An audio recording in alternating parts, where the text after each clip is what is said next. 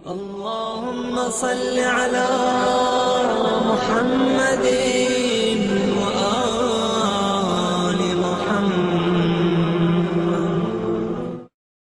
اعوذ باللہ من الشیطان اللعین الرجیم. بسم اللہ الرحمن الرحیم. الحمد للہ وکفی وسلام علی عبادہ الذین اصطفی. درود بھیجیے محمد علیہ.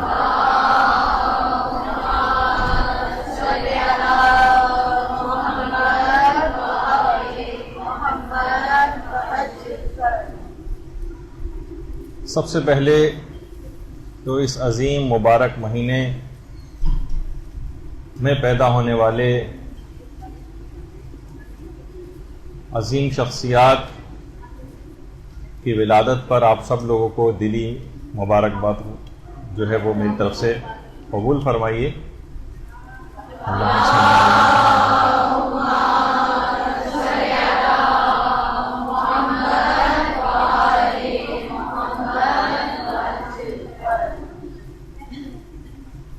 تین شعبان انتہائی مبارک ترین دن.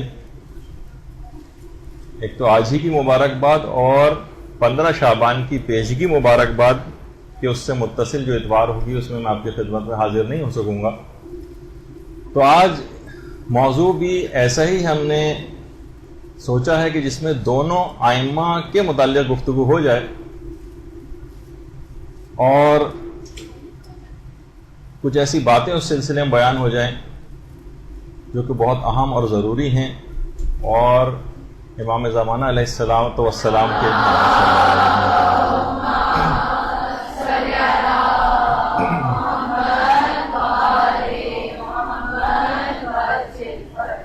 ان کے انتظار کرنے کے اس پیریڈ کے دوران منتظرین کی کیا ذمہ داریاں ہیں، یہ ہماری آج کی گفتگو کا عنوان بنے گا. سب کو معلوم ہے کہ انتظار کرنا ہے اور سب منتظر ہیں، لیکن انتظار کا طریقہ کار کیا ہے، اس میں کرنا کیا ہوتا ہے، یہ آپ کو علی الخصوص دماغ میں رکھنا. یہ بات کہی جاتی ہے علماء کی طرف سے کہ جہاد عاشورہ اور انتظار فرج اصل میں دونوں ایک ہی سکے کے دو رخ ہیں. جیسے کہ ابھی آگے چل کر ہم دلائل سے اس بات کو ثابت بھی کریں گے. یعنی انتظار فرج کا پیریڈ اور یہ وقفہ یہ کسی تیاری کا زمانہ ہے، یا یہ فقط ہاتھ پہ ہاتھ دھر کے بیٹھ کر تسبیح پڑھتے ہوئے، یا فقط عجل اللہ تعالی فرجہ شریف کہتے ہوئے، یا امام زمانہ کا نام آ کر رکوع کی حد تک جھک جانے ہی کا نام ہے فقط. یہ اس کی کوئی مماثلت جہاد عاشورہ سے بھی. دیکھیے علماء یہ بات بھی بیان کرتے ہیں کہ عاشورہ میں حیات تشیع ہے اور انتظار فرج میں بقائے تشیع. عاشورہ قیام کا آغاز ہے اور انتظار فرج انجام کی طرف ایک پیش قدمی ہے. اور یہ بات بھی کہی جاتی ہے کہ عاشورہ دروازہ انتظار ہے، دریچہ انتظار ہے، اور انتظار تجلی عاشورہ ہے. اتنا وقت نہیں کہ ان تمام جملوں کو سمجھایا جائے، لیکن ان دونوں میں آپس میں چولی دامن کا ساتھ. یعنی انتظار امام زمانہ یہ ثمرہ کربلا ہے، اور بغیر کربلا کے انتظار بالکل بے معنی ہے. وہ تمام قومیں جو عاشورے سے کٹ کر انتظار کر رہی ہیں کسی مصلح کا، ان کا انتظار بے معنی اور عبث ہے. اور یہ جملہ بھی علماء فرماتے ہیں کہ اگر عاشورہ اور انتظار فرج، یہ جو دو چیزیں نا عاشورہ اور انتظار فرج، یہ اصل میں شیعت کے دو بالوں پر ہے. اگر دونوں نہ رہیں تو چشمہ غدیر خشک ہو جائے. یعنی امام حسین علیہ السلام اور امام زمانہ علیہ السلام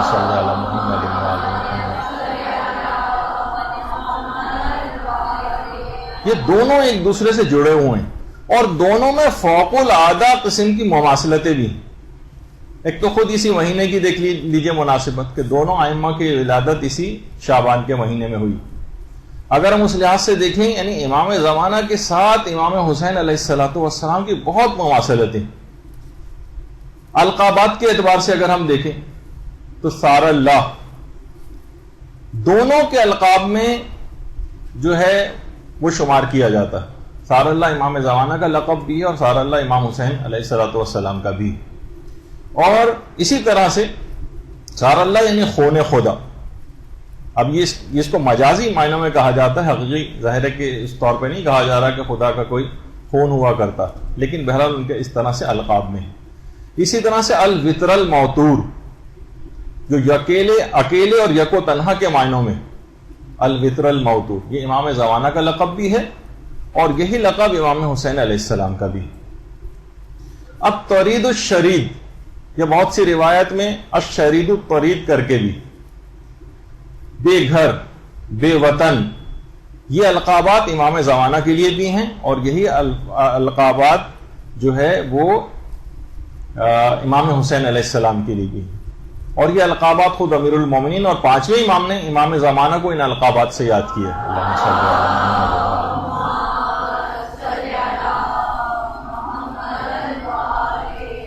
اور باقاعدہ کمال الدین میں اور مصباح الظاہر میں اور مفاتیح وغیرہ میں بھی زیارات میں امام زمانہ کے لیے یہ القابات استعمال ہوئے.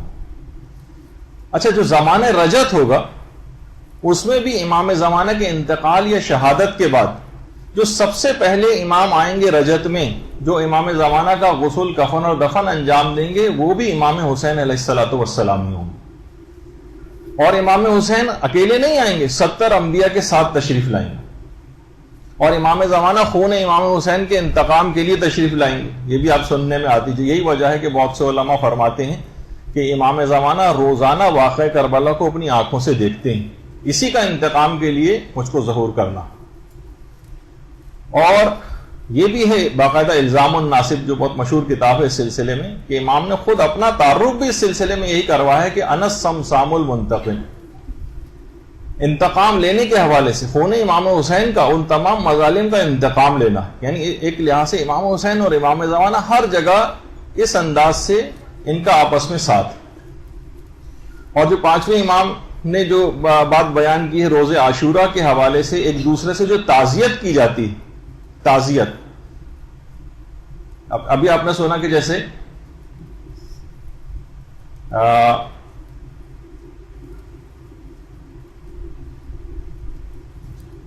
جو تعزیت بھی کی جاتی ہے اس میں بھی یہی الفاظ آئے، اعظم اللہ اجورنا بمصابنا الحسین وجعلنا وإياكم من الطالبین بثارہ مع ولیہ الامام المہدی. یعنی اس کے الفاظ ہی یہی ہیں، مصباح المتحجد میں بھی ہے اور مفاتیح میں بھی ہے کہ پروردگارہ امام حسین کی سوگواری کی برکت سے ہمارے اجر و ثواب میں اضافہ فرما، اور ہمیں اور آپ کو امام مہدی کے ہمراہ امام حسین کے خون کا بدلہ لینے والوں میں سے قرار دی. یعنی جہاں پہ بھی اس قسم کے الفاظ آئے امام حسین اور امام زمانہ دونوں ساتھ ساتھ. اور یہی وجہ ہے کہ حضرت زہرا نے بھی حضرت محسن کی جب شہادت ہوئی تھی،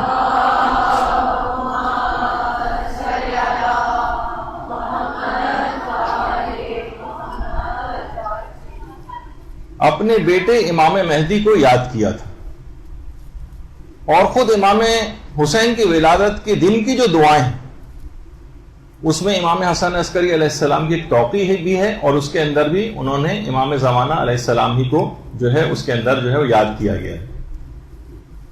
اچھا، یہ بات بھی ہے کہ اب دیکھیے ولادت جو 15 شعبان کو امام زمانہ کے سلسلے میں جب آپ اس کی اعمال پڑھیں گی مفاتیح کے اندر، تو اس دن بھی زیارت امام حسین پڑھنے کی بڑی تاکید آئی. زیارت امام حسین کے لیے یا تو کوئی 15 شعبان کو ان کے روضے پر چلا جائے، یعنی ہے 15 شعبان کا دن ہے امام زمانہ کا، لیکن امام حسین کی زیارت کے لحاظ سے اس کے اندر تاکید آئی کہ جو کوئی بھی چاہے کہ 1,24,000 پیغمبروں کے ساتھ مصافحہ کرے، اسے چاہیے کہ وہ 15 شعبان کو امام حسین کی زیارت کے لیے جائے، یا اگر وہ وہاں نہیں جا سکتا تو کم سے کم دور سے ہی آپ کو یہ زیارت پڑھ لینا. اور روایات میں یہ بھی کہ 15 شعبان کو تمام ارواح انبیاء اور ملائکہ پروردگار سے اجازت طلب کرتے ہیں کہ وہ زیارت امام حسین کے لیے جائیں، لہٰذا ان کی زیارت کے لیے جانے والا 1,24,000 پیغمبروں کی ارواح سے مصافحہ کرتا ہے، اور ان میں وہ 5 اولو العزم پیغمبر حضرت نوح، حضرت ابراہیم، حضرت موسیٰ، حضرت عیسیٰ اور پیغمبر ختمی مرتبہ صلی اللہ علیہ وآلہ وسلم شامل۔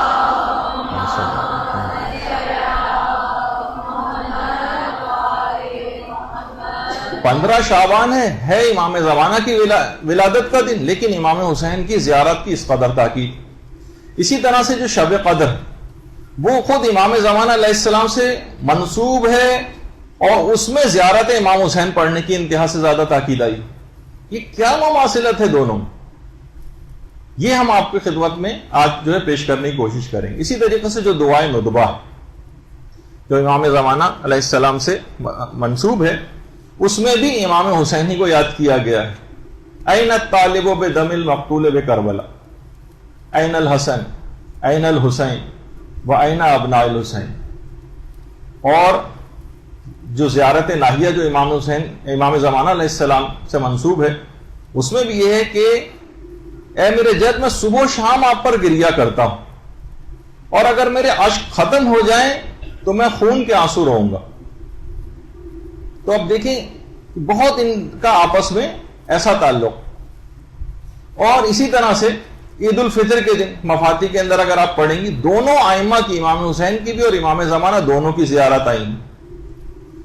دونوں ائمہ میں جو مماثلتیں ہیں ان میں ایک ہے خود کوفہ، دونوں ائمہ کی مشترکہ منزل۔ یہ تو خیر مسجد کوفہ کی بہت پرانی ایک تصویر ہے، لیکن موجودہ جو مسجد کوفہ ہے، جو کہ امام حسین نے بھی مکے سے کوفے تک کا سفر کیا تھا، مکے سے کوفے کا قصد اور ارادہ کیا تھا، اور امام زمانہ علیہ السلام بھی مکے میں ظہور کے بعد کوفے ہی کی طرف کا رخ کریں گے اور اپنا دارالحکومت جو ہے کوفے کو بنائیں گے۔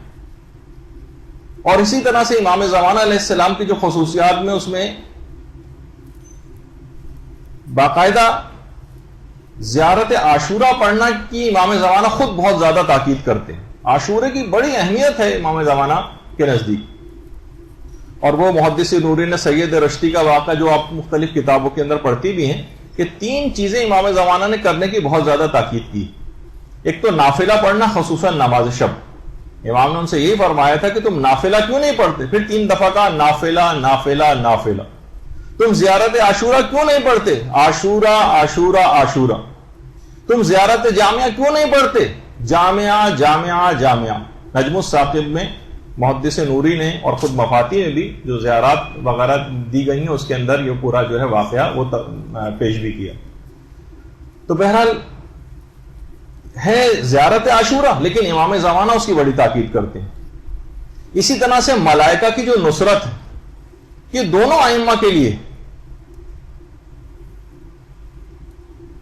امام زمانہ علیہ السلام کے لیے بھی ملائکہ نصرت کے لیے موجود ہوں گے، خود جیسے کہ امام رضا علیہ الصلوۃ والسلام سے جو روایت ہے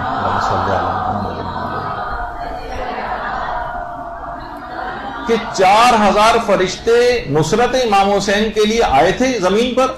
جب آئے تو دیکھا کہ امام حسین شہید ہو گئے، پھر وہ واپس نہیں گئے اور غبار آلود حالت میں قبر مبارک کے نزدیک ہی انہوں نے قیام کر لیا۔ اور جب امام زمانہ علیہ السلام قیام کریں گے تو ان کے انصار میں یہ ملائکہ بھی شامل ہو جائیں گے۔ یہ زمین سے واپس نہیں گئے، بلکہ یہ شامل ہو جائیں گے امام زمانہ کی نصرت کرنے والوں میں۔ اور ان کا شعار اور نعرہ بھی وہی لستارات الحسین، انہیں امام حسین کا انتقام لینا، ان کا بھی یہی نعرہ۔ اچھا، دونوں ائمہ کائنات کی مظلوم ترین شخصیات ہیں، دونوں کی مصیبتیں بہت عظیم۔ خود امام حسین علیہ السلام کے لیے تو باقاعدہ جملہ بھی یہی آیا کہ لا یوم کا یوم کا یا ابا عبداللہ۔ واقعی جو عاشورے کے دن جو مصائب امام حسین علیہ السلام پر پڑے، اس دن سے زیادہ کوئی دن اس دن کا مقابلہ نہیں کر سکتا۔ اور خود امام زمانہ علیہ السلام نے بھی یہ بات کہی کہ میں کائنات کا مظلوم ترین شخص ہوں، جس پہ ہم پچھلی دفعہ جو امام زمانہ کی پچھلے سالوں میں گفتگو ہوئی ہے، اس میں پورا واقعہ بھی نقل کیا تھا جب امام نے یہ جملہ کہا تھا۔ اچھا، خود امام زمانہ مصائب امام حسین پڑھنے کے بعد اپنی تعجیل فرج کی دعاؤں کے لیے کہتے ہیں، باقاعدہ تاکید کرتے ہیں۔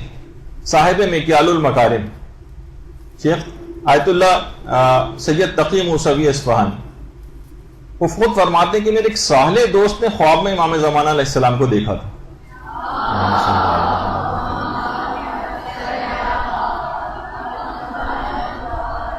جس میں امام نے تاکید کی تھی کہ میرے مظلوم جد کے مصائب پڑھ کر میرے لیے تاجیل فرج کی دعا کیا کرو۔ اچھا، دونوں ائمہ کا اگر آپ ہدف اور مقصد دیکھیں تو احیاء دین، امام حسین نے بھی آ کر دین کو زندہ کیا، خود فرما گئے تھے کہ میں اپنے جد کی امت کی اصلاح کے لیے نکل رہا ہوں، اور میرا ارادہ یہ ہے کہ میں امر بالمعروف اور نہی عن المنکر کروں اور اپنے بابا اور اپنے جد پیغمبر اسلام کی سیرت پر چلوں۔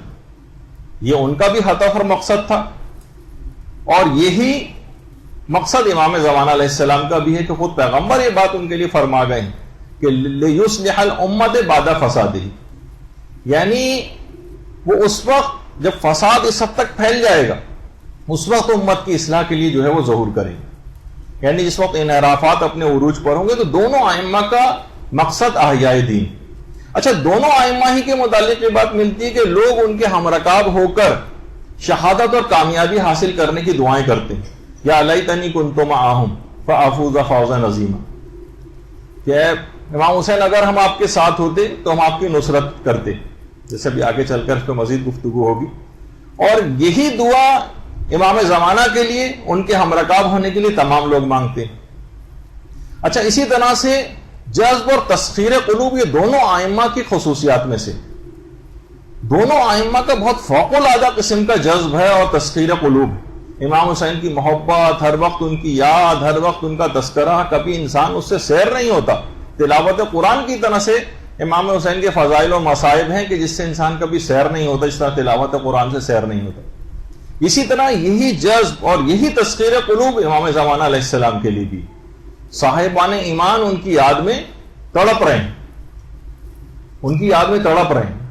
اور یہ بھی ملتا ہے کہ خود امام زمانہ روز عاشورہ ایک روایت کے مطابق اس دن ظہور فرمائیں گے جس دن عاشورے کا روز ہوگا، یعنی ہر مقام اور ہر جگہ پر امام زمانہ کا امام حسین کے ساتھ ایک اتصال۔ اچھا، اور ہم مواصلاتیں اگر دیکھیں تو حقیقی انصار دونوں ائمہ کے انتہائی کم رہے۔ امام حسین کے مشہور قول کے مطابق 72 ان کے انصار کی تعداد تھی، بہت چنیدہ قسم کے جو اشخاص تھے ان کے نصرت کے لیے۔ اور یہی بات امام زمانہ کے لیے بھی ہے کہ حقیقی اور جو بڑے، جن کو جرنیلز کہا جائے، جیسے کہ روایتوں میں ملتا ہے کہ پوری دنیا کو 313 حصوں میں تقسیم کر دیں گے اور ان میں ہر جگہ کے لیے ایک اپنا نمائندہ مقرر کریں گے، جن کی تعداد جبھی 313 کہی جاتی ہے۔ یعنی دونوں ائمہ کی اصحاب جو تھے، ان کی جو حقیقی اصحاب اور انصار تھے، ان کی تعداد بہت کم، اور یہی وجہ کہ خود امیر المومنین یہ بات بیان فرماتے ہیں امام زمانہ کے بلند مرتبہ اصحاب کی قلیل تعداد کے متعلق کہ میرے باپ اس چھوٹی سی جماعت پر فدا ہو جو زمین میں نامعلوم، بہت کم افراد ہیں۔ اچھا، ایک اور جو مماثلت کہ دونوں ائمہ کے مشن اور ہدف پہ قوم نے توجہ نہیں دی۔ آج تک کسی نے نہ جانا کہ امام حسین نے قربانی کیوں دی تھی، بس ایک مبہم سا جملہ لوگوں کی زبان پر آ جاتا ہے، اسلام کے لیے قربانی دی تھی، بہت ویک قسم کا جملہ ہے۔ یہی نا کہ اسلام بچ جائے تاکہ ہم اس پر عمل کر سکیں، اس وجہ سے قربانی دی تھی۔ ایسے اسلام کے لیے تو قربانی نہیں دی تھی نا کہ جو معطل اور بیکار پڑا رہے۔ نہ عزاداروں نے کوئی توجہ دی اور نہ ہی زیادہ تر ذاکرین نے کوئی توجہ دی، نہ وہ کبھی ہدف اور مقصد امام حسین پر گفتگو کرتے نظر آتے ہیں معدود چند علماء حقہ کے کہ جنہوں نے واقعی سلسلے میں حق ادا کیے، لیکن زیادہ تر ہم کو سننے میں نہیں آتا۔ یہی معاملہ امام زمانہ کے ساتھ بھی۔ یہ تو کہا جاتا ہے کہ وہ زمین کو آ کر گناہوں سے پاک کر دیں گے، عدل و انصاف سے پر کر دیں گے، مگر خود اپنی زندگیوں میں صاحبان ایمان گناہوں کو ختم کرنے پر تیار نہیں۔ یعنی کہا جاتا ہے کہ آج بھی اگر آپ انفرادی طور پر بھی خود کو گناہوں سے پاک کر لیں تو آپ کے لیے انفرادی طور پر بھی امام کا ظہور ہو سکتا ہے، آپ کے لیے امام ظاہر ہو سکتے ہیں، آپ کی ملاقات ان سے ہو سکتی ہے، امام کے رخ زیبا سے پردہ آپ کے لیے اٹھ سکتا ہے۔ تو بہرحال یہ ایک بات ہے کہ دونوں ائمہ کے مشن اور مقصد پر قوم نے توجہ نہیں دی۔ اچھا، اگر دیکھیں تو دونوں ائمہ کی سیرت میں ملتا ہے کہ دونوں ائمہ کو خطوط تحریر کر کر کے بلائے جانے کی باتیں کی گئی۔ خود امام حسین کے لیے کوفے کے لوگوں نے کتنے خطوط لکھے، زبانی نصرت کے کتنے دعوے کی، اس کو بھی میرے پاس پڑھنے کا بھی ٹائم نہیں کہ اہل کوفہ کے نام جو ہے ان لوگوں اہل کوفہ نے امام کے نام کیا خط لکھا تھا، امام نے کیا جواب دیا تھا، لیکن زبانی نصرت کے دعوے کیے، امام کو بلایا مگر ان کا ساتھ نہیں دیا۔ یہی طریقہ امام زمانہ کے ساتھ بھی، آج بھی لوگ ان کو خطوط تحریر کرتے ہیں، ان کو عریضے تحریر کرتے ہیں، ان کو بلاتے ہیں، لیکن تیاری کوئی بھی نہیں کرتے۔ زبانی نصرت کے دعوے ہم سب کے پاس ہیں، لیکن ہم اس کے مطابق کام نہیں کرتے۔ بلا تو رہے ہیں ان کو، لیکن کرنے کے بعد کیا ہوگا؟ آپ تو تیاری نہیں ان کے ظہور کے لیے، بس ہم نے زبانی طور پر کچھ زیارات کے جملے سیکھ لیے ہیں، امام زمانہ کا نام آ جائے تو جھک جاتے ہیں، نام آ جائے تو مثلا درود پڑھ دیا جاتا ہے ان کے لیے، لیکن ہم ان کے اس فرامین کے مطابق عمل نہیں کرتے۔ انصار طلبی دونوں ائمہ کی سیرت میں سے، امام حسین کی صدائے استغاثہ، حل من ناصر ینصرنا، کتنا آپ سنتی ہیں؟ امام حسین کی جو صدائے استغاثہ تھی، انصار طلبی امام حسین کو بھی چاہیے تھا۔ اچھا، یہ اس وقت کہا تھا جب کہ سب کے سب لوگ شہید ہو چکے تھے، اس وقت کی بات تھی۔ اس کا مطلب ہے کہ بات خود امام حسین بھی مستقبل کے حوالے سے کر رہے تھے، اور یہی انصار طلبی امام زمانہ علیہ السلام کے لیے بھی، کہ جب ظہور کریں گے اور خانہ کعبہ کی دیوار سے پیٹ لگا کر اس موقع پر انصار طلبی کریں، اس موقع پر اپنے انصاروں کو طلب کریں۔ تو اور جب تک حقیقی انصار تیار نہ ہو جائیں، جب تک امام کا ظہور بھی نہیں ہوگا، اتنے افراد کا تیار ہونا بھی ضروری ہے۔ اچھا، دونوں ائمہ کے خصوصیات میں سے کہ ان کے انصار مختلف علاقوں سے اور پوری دنیا سے مختلف جگہوں سے آ کر جمع ہوئے۔ زہیر ابن قین کس طرح سے باقاعدہ، جس طرح کی روایات ہیں کہ امام نے کس طریقے سے ان کو کوشش کر کے زہیر ابن قین کو، وہ پوری ایک الگ روایات ہے جس کا بھی بیان کرنے کا ٹائم نہیں، کہ کیسے زہیر کو اپنے پاس بلایا، کیسے وہ خیمے سے دور خیمہ لگا کر رہتے تھے، لیکن امام نے کس طرح سے ایک روایت کے مطابق حضرت علی اکبر کو بھیجا تھا زہیر ابن قین کے پاس پیغام دے کر۔ اسی طرح حبیب ابن مظاہر کو کتنی دور سے خط لکھ کر بلایا گیا تھا، حتیٰ کہ دوسرے مذاہب تک کے لوگوں کو طلب کیا تھا، وہاب کلبی تو جو کہ عیسائی تھا اور بعد میں شیعہ ہو گیا تھا، اور کس طرح سے امام کے ہم رکاب ہو کر اس نے شہادت جو ہے حاصل کی۔ اسی طرح سے امام حسین علیہ السلام کا بھی، کہ پوری دنیا سے اکنان عالم سے لوگوں کو امام مختلف علاقوں سے جمع کریں۔ تو اس لحاظ سے اگر ہم دیکھیں تو خود ائمہ کے انصار کے اندر، یہ دونوں ائمہ جو تھے ان کے انصار میں بھی صفات کے اعتبار سے حیرت انگیز مشابہت۔ دونوں کے اصحاب معرفت میں، محبت میں، اطاعت میں، وفا شعاری میں، عبادت میں، صداقت میں، اخلاص میں، شجاعت میں، گویا ہر صفت نیک اپنے کمال عروج پر ہو۔ اور تمام انصار مہدی، یہ بھی خصوصیت میں سے ہے کہ وہ مکتب عاشورہ ہے ہی کے پرورش یافتگان میں سے ہوں۔ تربیت ان کی بالکل عاشورہ کے مجاہدین کے سٹائل پر ہے۔ دونوں ائمہ کے انصار کو دیکھیں، استقامت دونوں ائمہ کے انصار کی بنیادی خصوصیات میں سے۔ امام حسین نے جب تیسری مرتبہ چراغ گل کیے تھے تو کئی دفعہ چراغ گل کرنے کا واقعہ 3 دفعہ کم سے کم پیش آیا، اور آخری دفعہ جب گل کیا مقصد یہی تھا کہ جتنے ناخالص افراد ہیں وہ اس میں سے نکل جائیں۔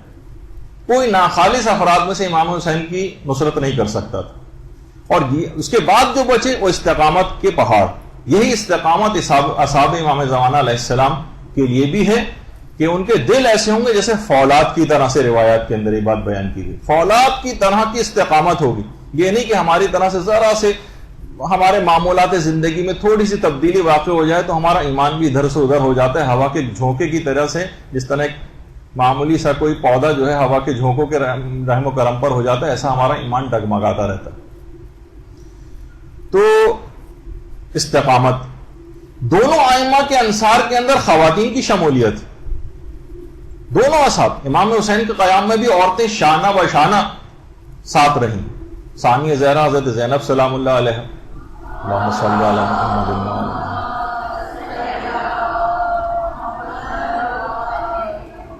حضرت ام کلثوم، اس کے علاوہ ازواج امام حسین علیہ السلام اور زہیر کی بیوی دلہم، جس نے حضرت زہیر ابن قین کو باقاعدہ آمادہ کیا تھا اور کہا کہ تم شش و پوائنٹ میں پڑھ رہے ہو، امام حسین نے تم کو طلب کیا ہے اور تم جو ہے تذبذب کا شکار ہو، اور ایک غیرت دلائی تھی, اپنی زبان کو استعمال کیا تھا دلہم نے, دال لام ہے میم, دلہم نام تھا ان کا.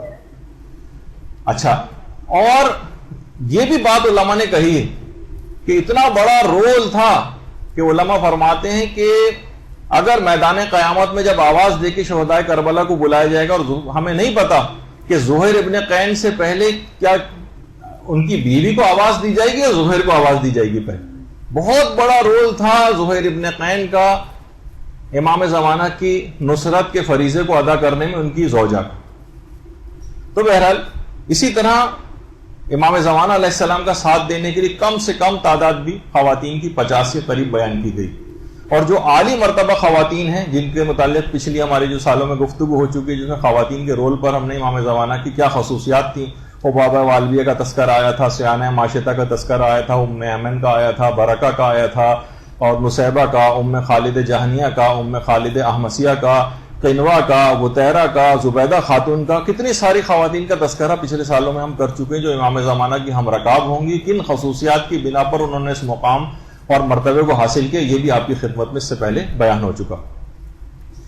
تو لگتا یہ ہے, علماء بھی یہ بات بیان فرماتے ہیں اور آج کل کے زمانے کے اعتبار سے بھی فرماتے ہیں, لگتا ہے کہ آج کل امام زمانہ علیہ السلام کی خواتین پر عنایات کافی زیادہ ہیں.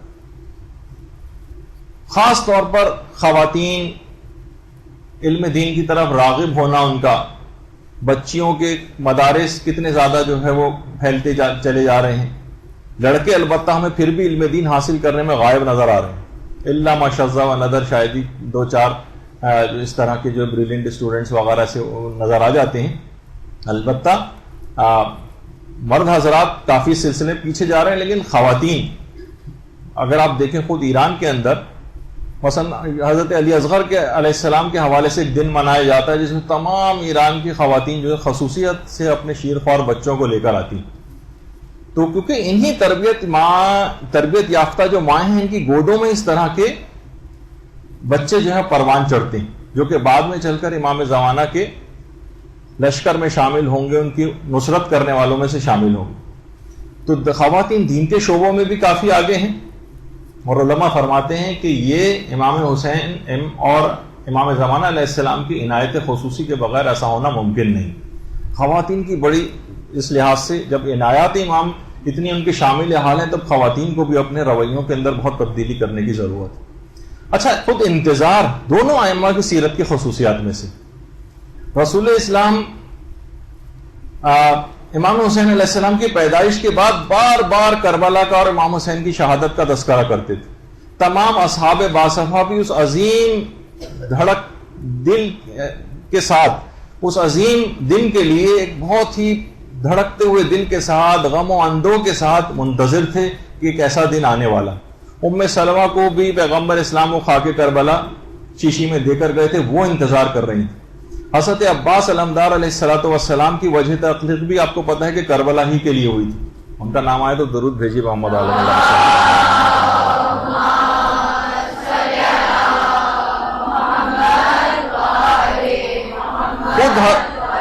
خود حضرت ابو الفضل العباس شدت سے انتظار کر رہے تھے کہ میری پیدائش کا مقصد یہ, میں اسی دن کے لیے پیدا ہوا ہوں. اور یہی انتظار امام زمانہ کے لیے بھی, ان کے تمام چاہنے والے, ان کے تمام نصرت کرنے والے ان کا شدت اور بے چینی کے ساتھ انتظار کر رہے ہیں. اچھا, دونوں ائمہ کے حوالے سے اگر ہم دیکھیں کہ دنیا میں دونوں ائمہ کا کوئی بھی انکاری نہیں, ان کی عظمت کے تمام لوگ قائل ہیں. ہر قوم اور ہر ملت امام حسین کی مثلا عظمت کے گیت گاتی اور دل سے ان کی عظمت کے قائل ہیں. ہر قوم, ہر مذہب, حتیٰ کہ انڈیا میں بہت سارے تعزیے ہندو حضرات جو ہے وہ بھی نکالتے ہیں امام حسین کے لیے. ماتم تک جو ہے وہ کرنے کی ان کی اطلاعات ہیں کہ وہ لوگ غم مناتے ہیں اور ماتم تک جو ہے وہ کرتے ہیں. تو اسی طرح ہر قوم اور ہر مذہب بھی یہ مانتا ہے کہ ایک مصلح غیبی آئے گا. تو اس لحاظ سے دونوں ائمہ کے حوالے سے ہر قوم اور ہر مذہب کا شخص ان کو مانتا. اور دونوں ائمہ کے متعلق یہ بات کہی جاتی کہ دونوں ائمہ حضرت زہرا کی اولاد میں سے.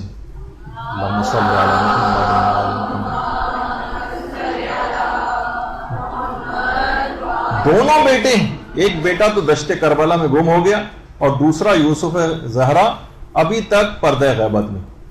اور خود حضرت محسن کی شہادت کے وقت خود حضرت زہرا نے امام زمانہ علیہ السلام ہی کو پکارا تھا. معلوم تھا کہ میرے اس بیٹے کا انتقام بھی امام زمانہ علیہ السلام ہی نے لینا. اچھا دیکھیے، کبھی کبھار ایک کوئی واقعہ کبھی ہوتا ہے، اس کا نتیجہ کبھی اور برآمد ہوتا ہے.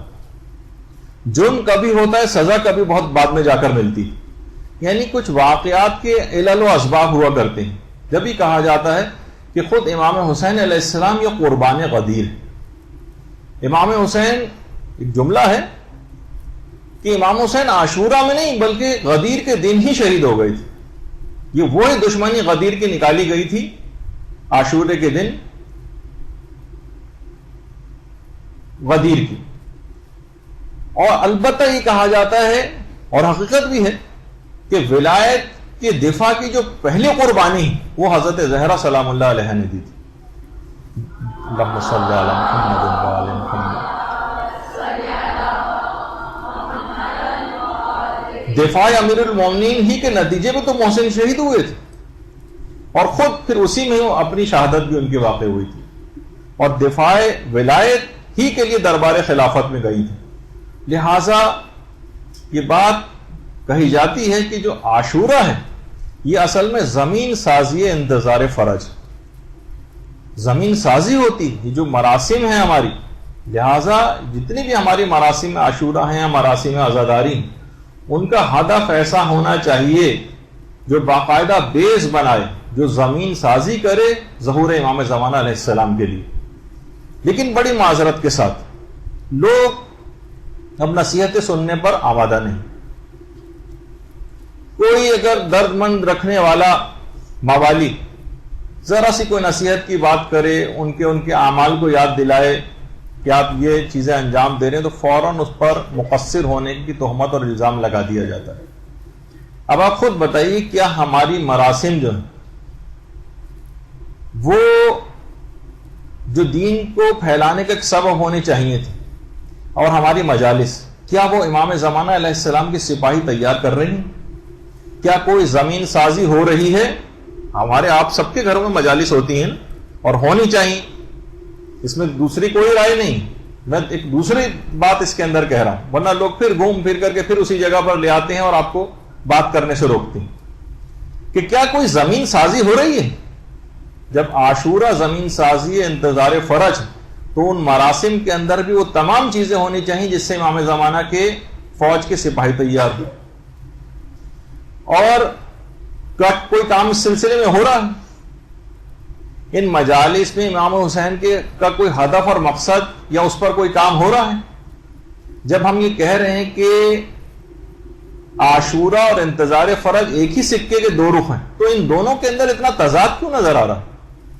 یقیناً کچھ فالٹس ہمارے اندر چل رہے ہیں، ہمارے نیتوں کے اندر کوئی گڑبڑ، ہمارے مقصد اور ہدف، ہماری جہالت کی وجہ سے ہم اپنے مقصد اور ہدف سے بالکل بیگانہ ہو گئے. ہمارے دماغ اس بات کو تسلیم کرنے کے لیے تیار ہی نہیں کہ ان مراسم کا کوئی مقصد اور ہدف. ہر باشعور تحریک جو بھی ہوتی اور ہر رسم جو ہوتی اور ہر احتجاج جو ہوتی ہے اس کے سامنے یقیناً ایک ہدف اور مقصد ہوتا. اور اس میں بھی ایک یہ ہے کہ امام حسین علیہ السلام کے جتنے بھی ساتھی اور انصار تھے، انہوں نے اپنی ہر صلاحیت کو، ہر توانائی کو، ہر استطاعت کو نصرت امام کے لیے استعمال کیا تھا. اپنی جان، اپنی مال، اپنی عزت، اپنی آبرو، اپنا خاندان، اپنی اولاد، اپنا جاہ و حشم، اپنے عہدے، اپنی جابز، تمام چیزوں کو قربانیاں دی تھی. اپنی زبان سے قربانی دی تھی، اپنی تلواروں کے ذریعے وہ قربانی جو ہے انہوں نے دی، اپنے ہاتھ، قلم، اپنے جسم کے ہر عضو سے انہوں نے نصرت امام کی تھی. اور یہی خصوصیات اصحاب امام حسین علیہ السلام کی، امام زمانہ علیہ السلام کی بھی. یہ کیسے ممکن ہے؟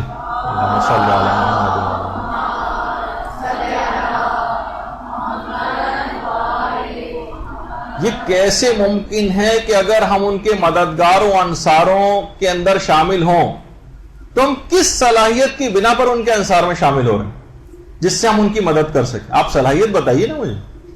ایک میں عمومی بات کر رہا ہوں، نہ ہمارے پاس علم ہے، نہ ہمارے پاس شجاعت ہے، نہ ہمارے پاس کردار ہے، نہ ہمارے پاس گفتار ہے، نہ ہماری عبادت اس قابل ہے، نہ ہماری پاس اطاعت ہے، نہ ہمارے پاس صداقت ہے، نہ ہمارے پاس عدالت ہے، نہ زہد و تقوی ہے، نہ قناعت ہے، نہ بصیرت ہے، کیا ہے ہمارے پاس نصرت امام کے لیے؟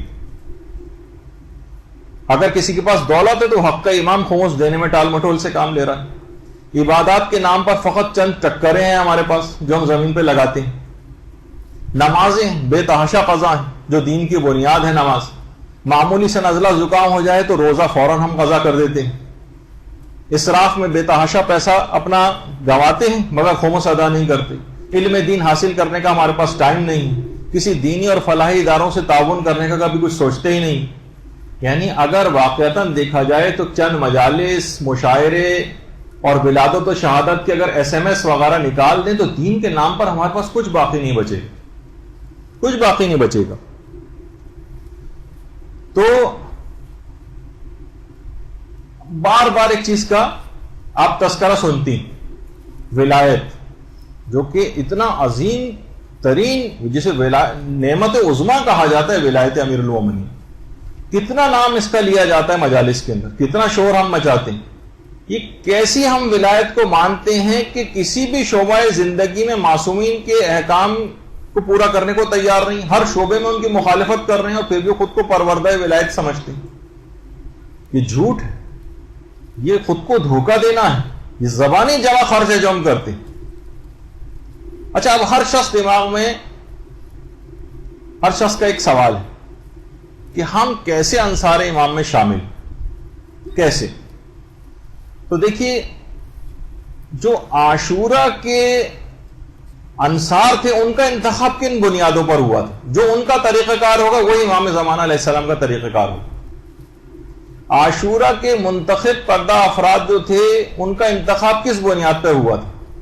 عاشورہ کے دن کے حوالے سے تو ظاہر ہے کہ وہ مستقبل میں وہ دن پیش آنا تھا، یقیناً ان کی عام زندگی میں عظیم کردار کی وجہ سے ان کا انتخاب ہوا تھا جو عمومی زندگی میں گزار رہے تھے، یا علم امامت سے ان کے اندر کسی جوہر قابل کی شناخت ہو گئی تھی۔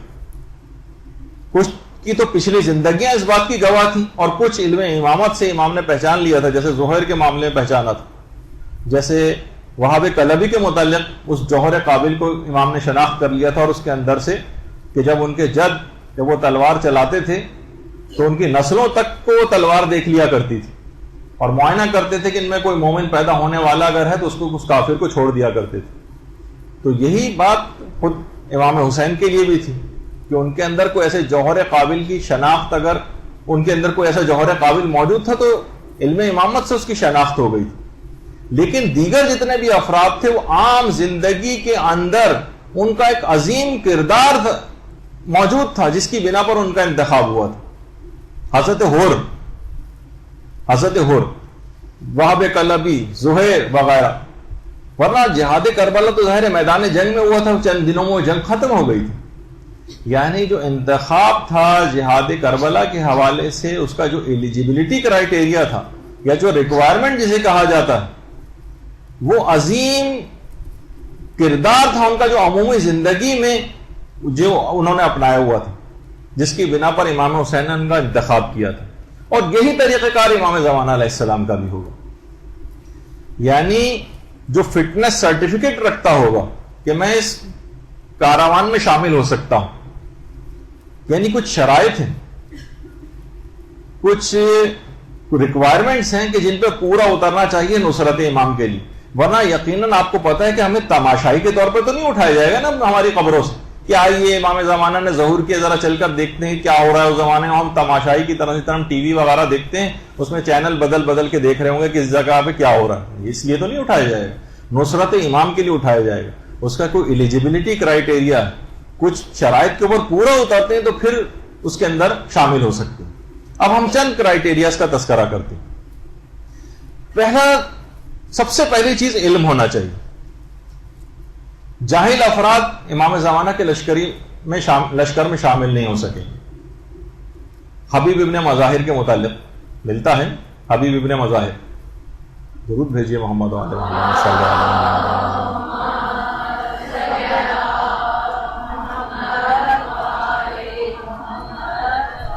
مرد فقیہ کہہ کر خط کی ابتدا کی تھی امام نے، جو خط لکھا تھا۔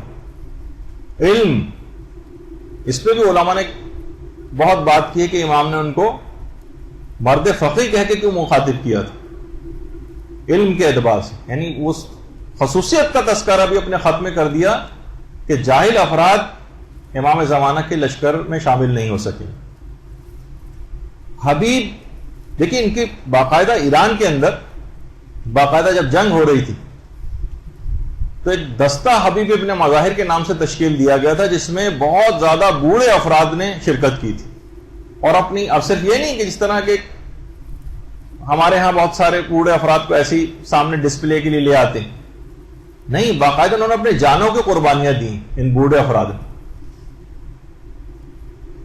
باقاعدہ حبیب ابن مظاہر کے نام سے اس دستے کی تشکیل ہوئی، تو یہ تمام کے تمام جو بوڑھے حضرات، انہوں نے یہ بالکل ہم رکاب تھے، کیونکہ جہاد عاشورہ کے اندر بھی بوڑھے بھی ویسے ہی شانہ بشانہ آ کر لڑے تھے۔ شبیب شاکری اور حبیب ابن مظاہر اور مسلم ابن اوسجہ، یہ سب بوڑھے افراد تھے۔ تو بہرحال علم کی وجہ سے، اور ورنہ کوئی جاہل شخص، جیسے میں نے کہا کہ وہ اتنے بڑے عہدے کے اوپر نہیں جا سکتا۔ اچھا، اسی طرح سے حضرت عباس علمدار علیہ الصلوۃ والسلام،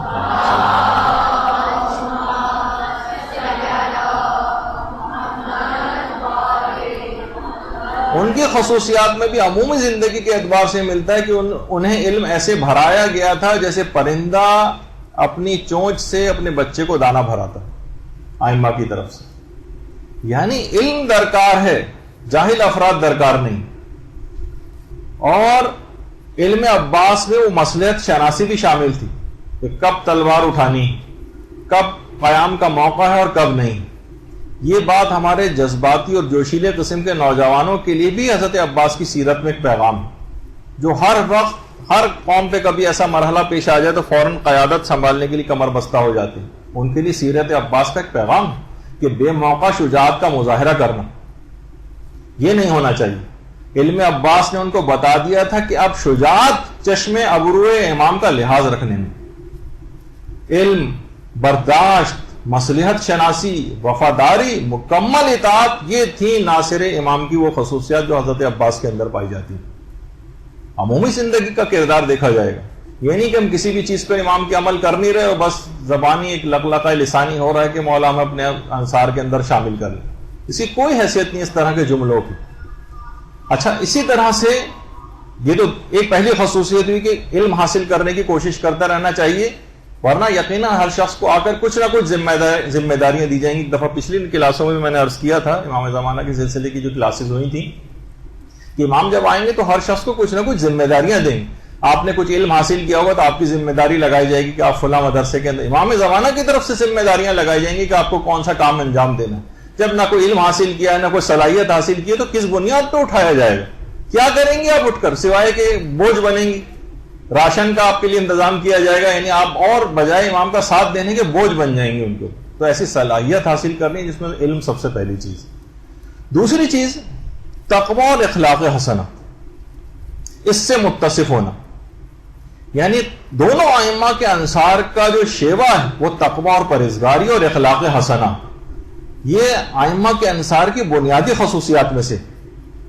سارے ائمہ ہی یہ بات کہتے رہے، خود امیر المومنین علیہ الصلوۃ والسلام بھی اور امام صادق بھی، اللہم صلی علی محمد اعینونی بورع و اجتہاد و عفت و سداد، تقوی، سخت محنت اور کوشش، پاک دامنی اور سچائی سے میری مدد کرو، یہ کہہ کے گئے۔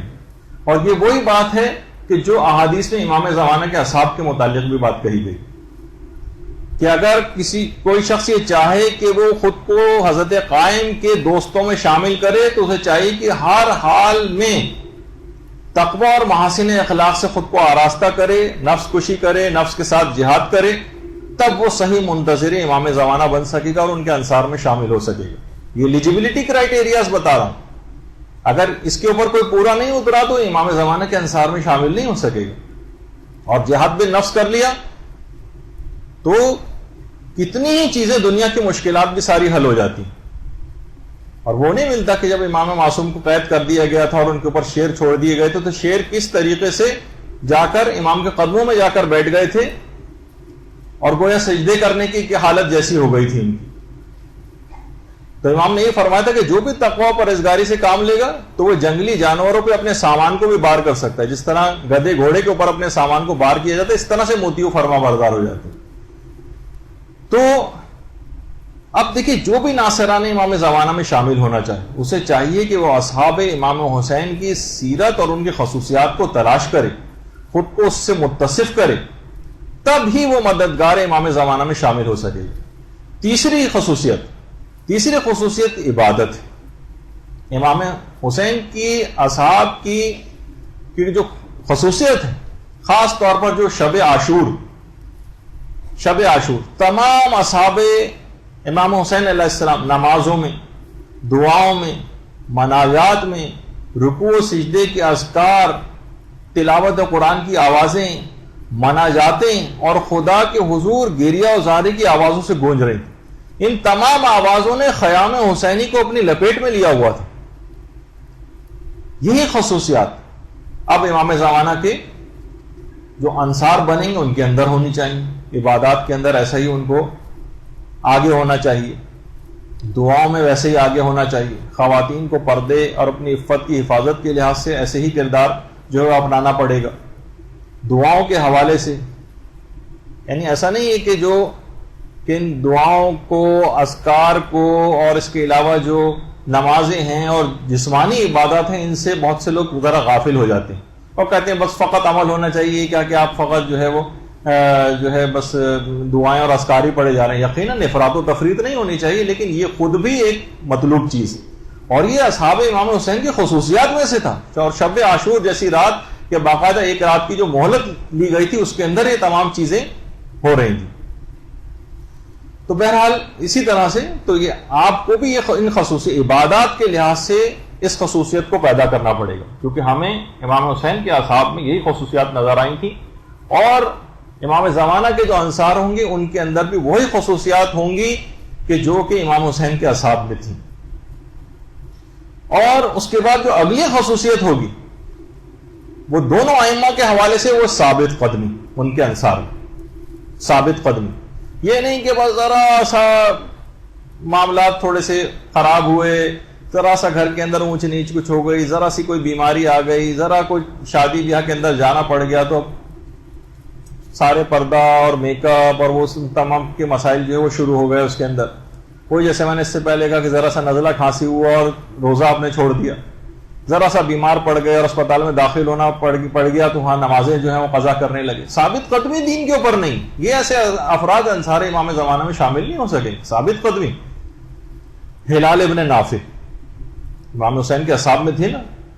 شب عاشورہ امام سے فرمایا تھا کہ مولا یقیناً ہم اپنے ارادوں اور بصیرتوں پر قائم, یعنی اپنے عزم اور استقامت کا اظہار کیا تھا اپنی ثابت قدمی کا. حضرت عباس علمدار علیہ الصلوۃ والسلام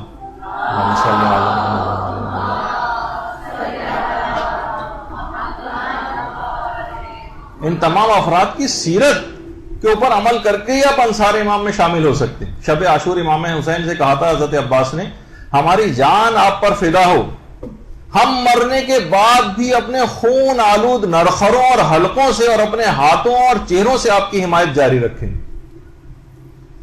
ہم یعنی مرنے کے بعد اپنے خون آلود نرخروں اور حلقوں سے آپ کی حمایت جاری رکھیں اور ہم اپنے وعدے کو وفا کریں. اور یہی استقامت امام زمانہ علیہ السلام کے انصار میں بھی ہے. یہ نہیں کہ بس شادی ہوئی تو مدرسے کو اور علم دین کو خیر آباد کہہ دیا, ذرا بچے ہوئے اور گھر کی مصروفیات ہوئی تو تبلیغات کو فراموش کر دیا, اب دین کے لیے کوئی وقت نہیں رہا. جس کے پاس دین کو دینے کے لیے کوئی ٹائم نہیں, انصار امام میں شامل ہونے سے وہ رہ جائے گا. اس کا نام لکھ کر وہاں وہ افراد بھی اپنا ٹائم ضائع نہیں کریں گے. آپ کے پاس نہیں ہے نا ٹائم, تو وہ بھی ٹائم ضائع نہیں کریں گے ان انصار امام کی لسٹ میں آپ کے نام کے اندراج پر. نوجوان ہیں, بس وہ اچھی جاب, بزنس اور اس میں ایسا منہمک ہے کہ اب دین کی ان کو کوئی گویا فکر ہی نہیں رہی. استقامت ہونی چاہیے دین کے اندر, چاہے دنیا کا کوئی بھی کام کسی بھی پروفیشن میں آپ ہوں, لیکن دین کے لیے کچھ وقت ضرور نکالنا. یہ تیسری یا چوتھی خصوصیت تھی ثابت قدمی. پانچویں خصوصیت ہمیں نظر آتی کہ مسلسل خدا کی طرف توجہ، مسلسل خدا کی طرف توجہ. حضرت زینب سلام اللہ علیہا نے اللہم صلی علی محمد وعلی محمد جب شہادت امام حسین ہو گئی تھی تو اس وقت ایک جملہ کہا تھا لاشے پر آ کر کہ اللہم تقبل منا ھذا القربان، پروردگارا یہ قربانی ہماری طرف سے قبول فرما. مسلسل یعنی اس موقع پر بھی خدا کی یاد کہ انسان کا اس وقت دماغ معاف ہو جاتا ہے اتنے مصائب کو دیکھنے کے بعد، لیکن اس موقع پر لاشے پر آ کر یہ بات کہنا، جس میں اقدس کے پاس آ کر اس بات کو کہنا کہ پروردگار اس قربانی کو قبول فرما. اور جب ابن زیاد کے دربار میں ثانیہ زہرا پہنچی تھی تو اس نے کہا تھا نا، دیکھا کہ تمہارے بھائی کے ساتھ خدا نے کیا سلوک کیا. تو ثانیہ زہرا نے اس وقت کیا کہا تھا؟ ما رأیت الا جمیلا، ہم نے اس پورے واقعے میں سوائے اچھائی اور خیر اور خوبصورتی کو کچھ بھی نہیں دیکھا. یہ جملہ انہوں نے کہا تھا. تو آپ نے دیکھا کہ بہرحال یہ تمام چیزیں ایسی ہیں کہ جن کا خیال رکھنا چاہیے. ہم مسلسل خدا کی طرف اپنی توجہ کو رکھنا چاہیے. ہمارا روزانہ دنیا کی طرف اتنے زیادہ ہر چیز کے اندر مائل ہو جاتے ہیں کہ خدا ہمارے دماغوں سے محو ہو جاتا ہے. اور عمومی حالات میں جبکہ یعنی ایک لحاظ سے ہر طرح کی سہولیات حاصل، اس میں خدا دماغ سے نکلا جا رہا ہے. اور اس موقع پر اس وقت کو یاد کریں گے جب یہ واقعہ ہوا تھا، جب حضرت ثانیہ زہرا نے یہ جملے کہے تھے. اس کے بعد دین کی حمایت اور حفاظت، یہ دونوں ائمہ کے انصار کا شعار. حضرت عباس نے یہی تو کہا تھا نا، اس کے باوجود کہ تم نے میرے دائیں ہاتھ کو قطع کر دیا، خدا کی قسم ہرگز ہم اپنے دین کی حفاظت اور حمایت سے دستبردار نہیں ہوں. ہاتھ کٹ چکا ہے. اس موقع پر یہ بات کہی. اور یہ اسی وجہ سے انصار امام حسین علیہ السلام کی جو زیارت ہے اس کے اندر بھی یہ جملہ کہا گیا کہ السلام علیکم یا انصار دین اللہ.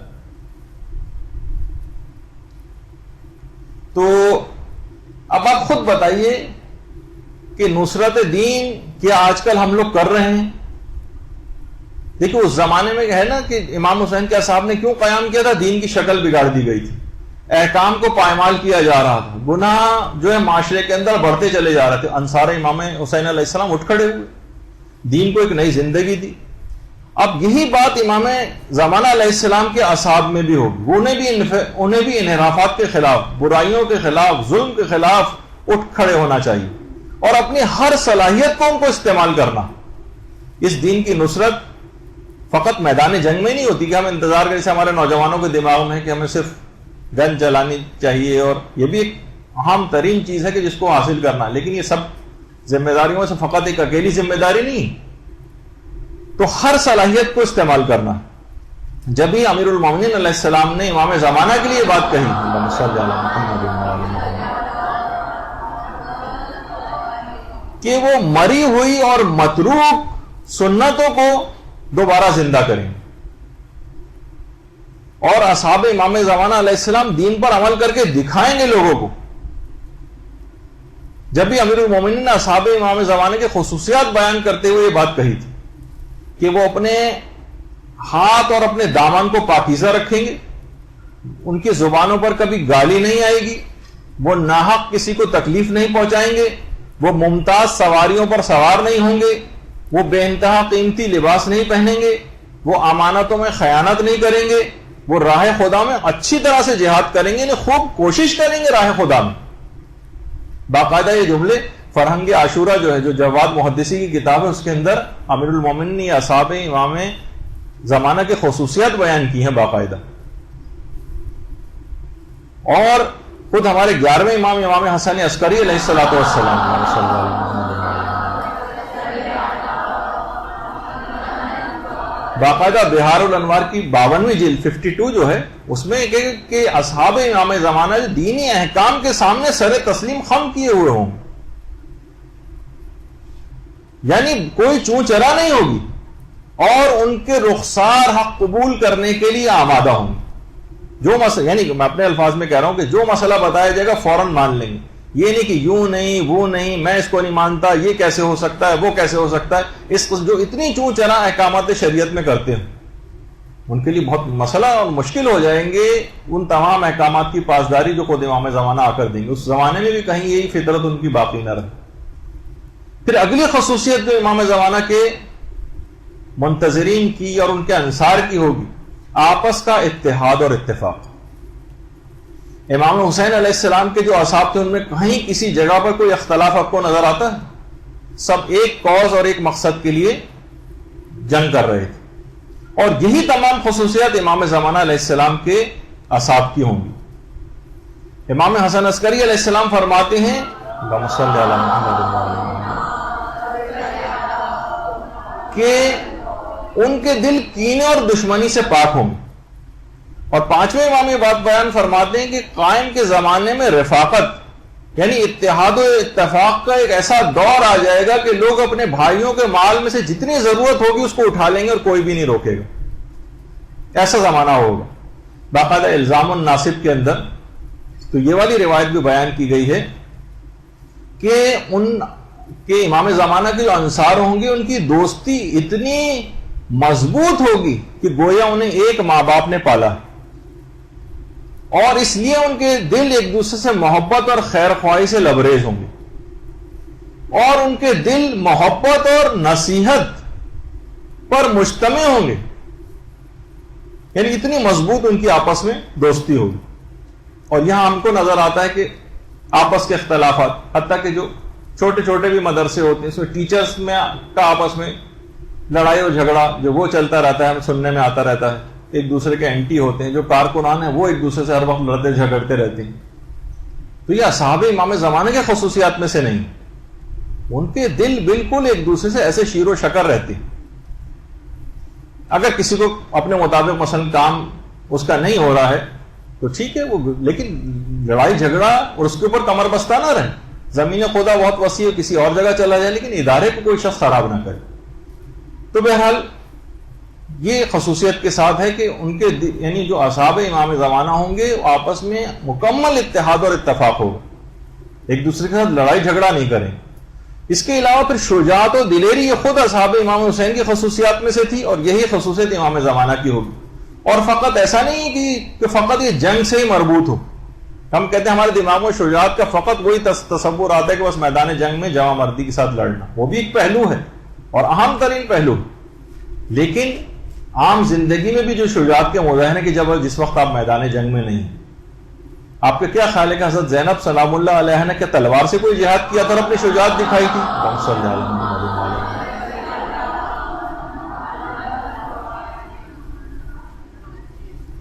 کیا وہ شجاع نہیں تھی؟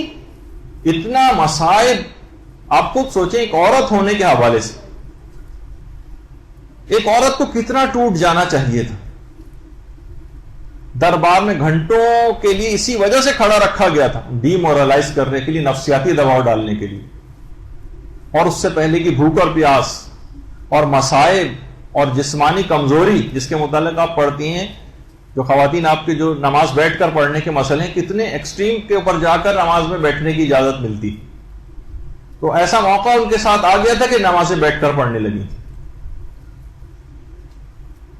اس موقع پر دربار کے اندر اتنی شجاعت کا مظاہرہ، اتنی شجاعت کا مظاہرہ اپنے خطبات کے اندر کیا تھا کہ ابن زیاد تک نے گستاخی کر کے ایک بات کہی تھی اور ثانیہ زہرا کو اے متکبر خاتون کہہ کر پکارا تھا.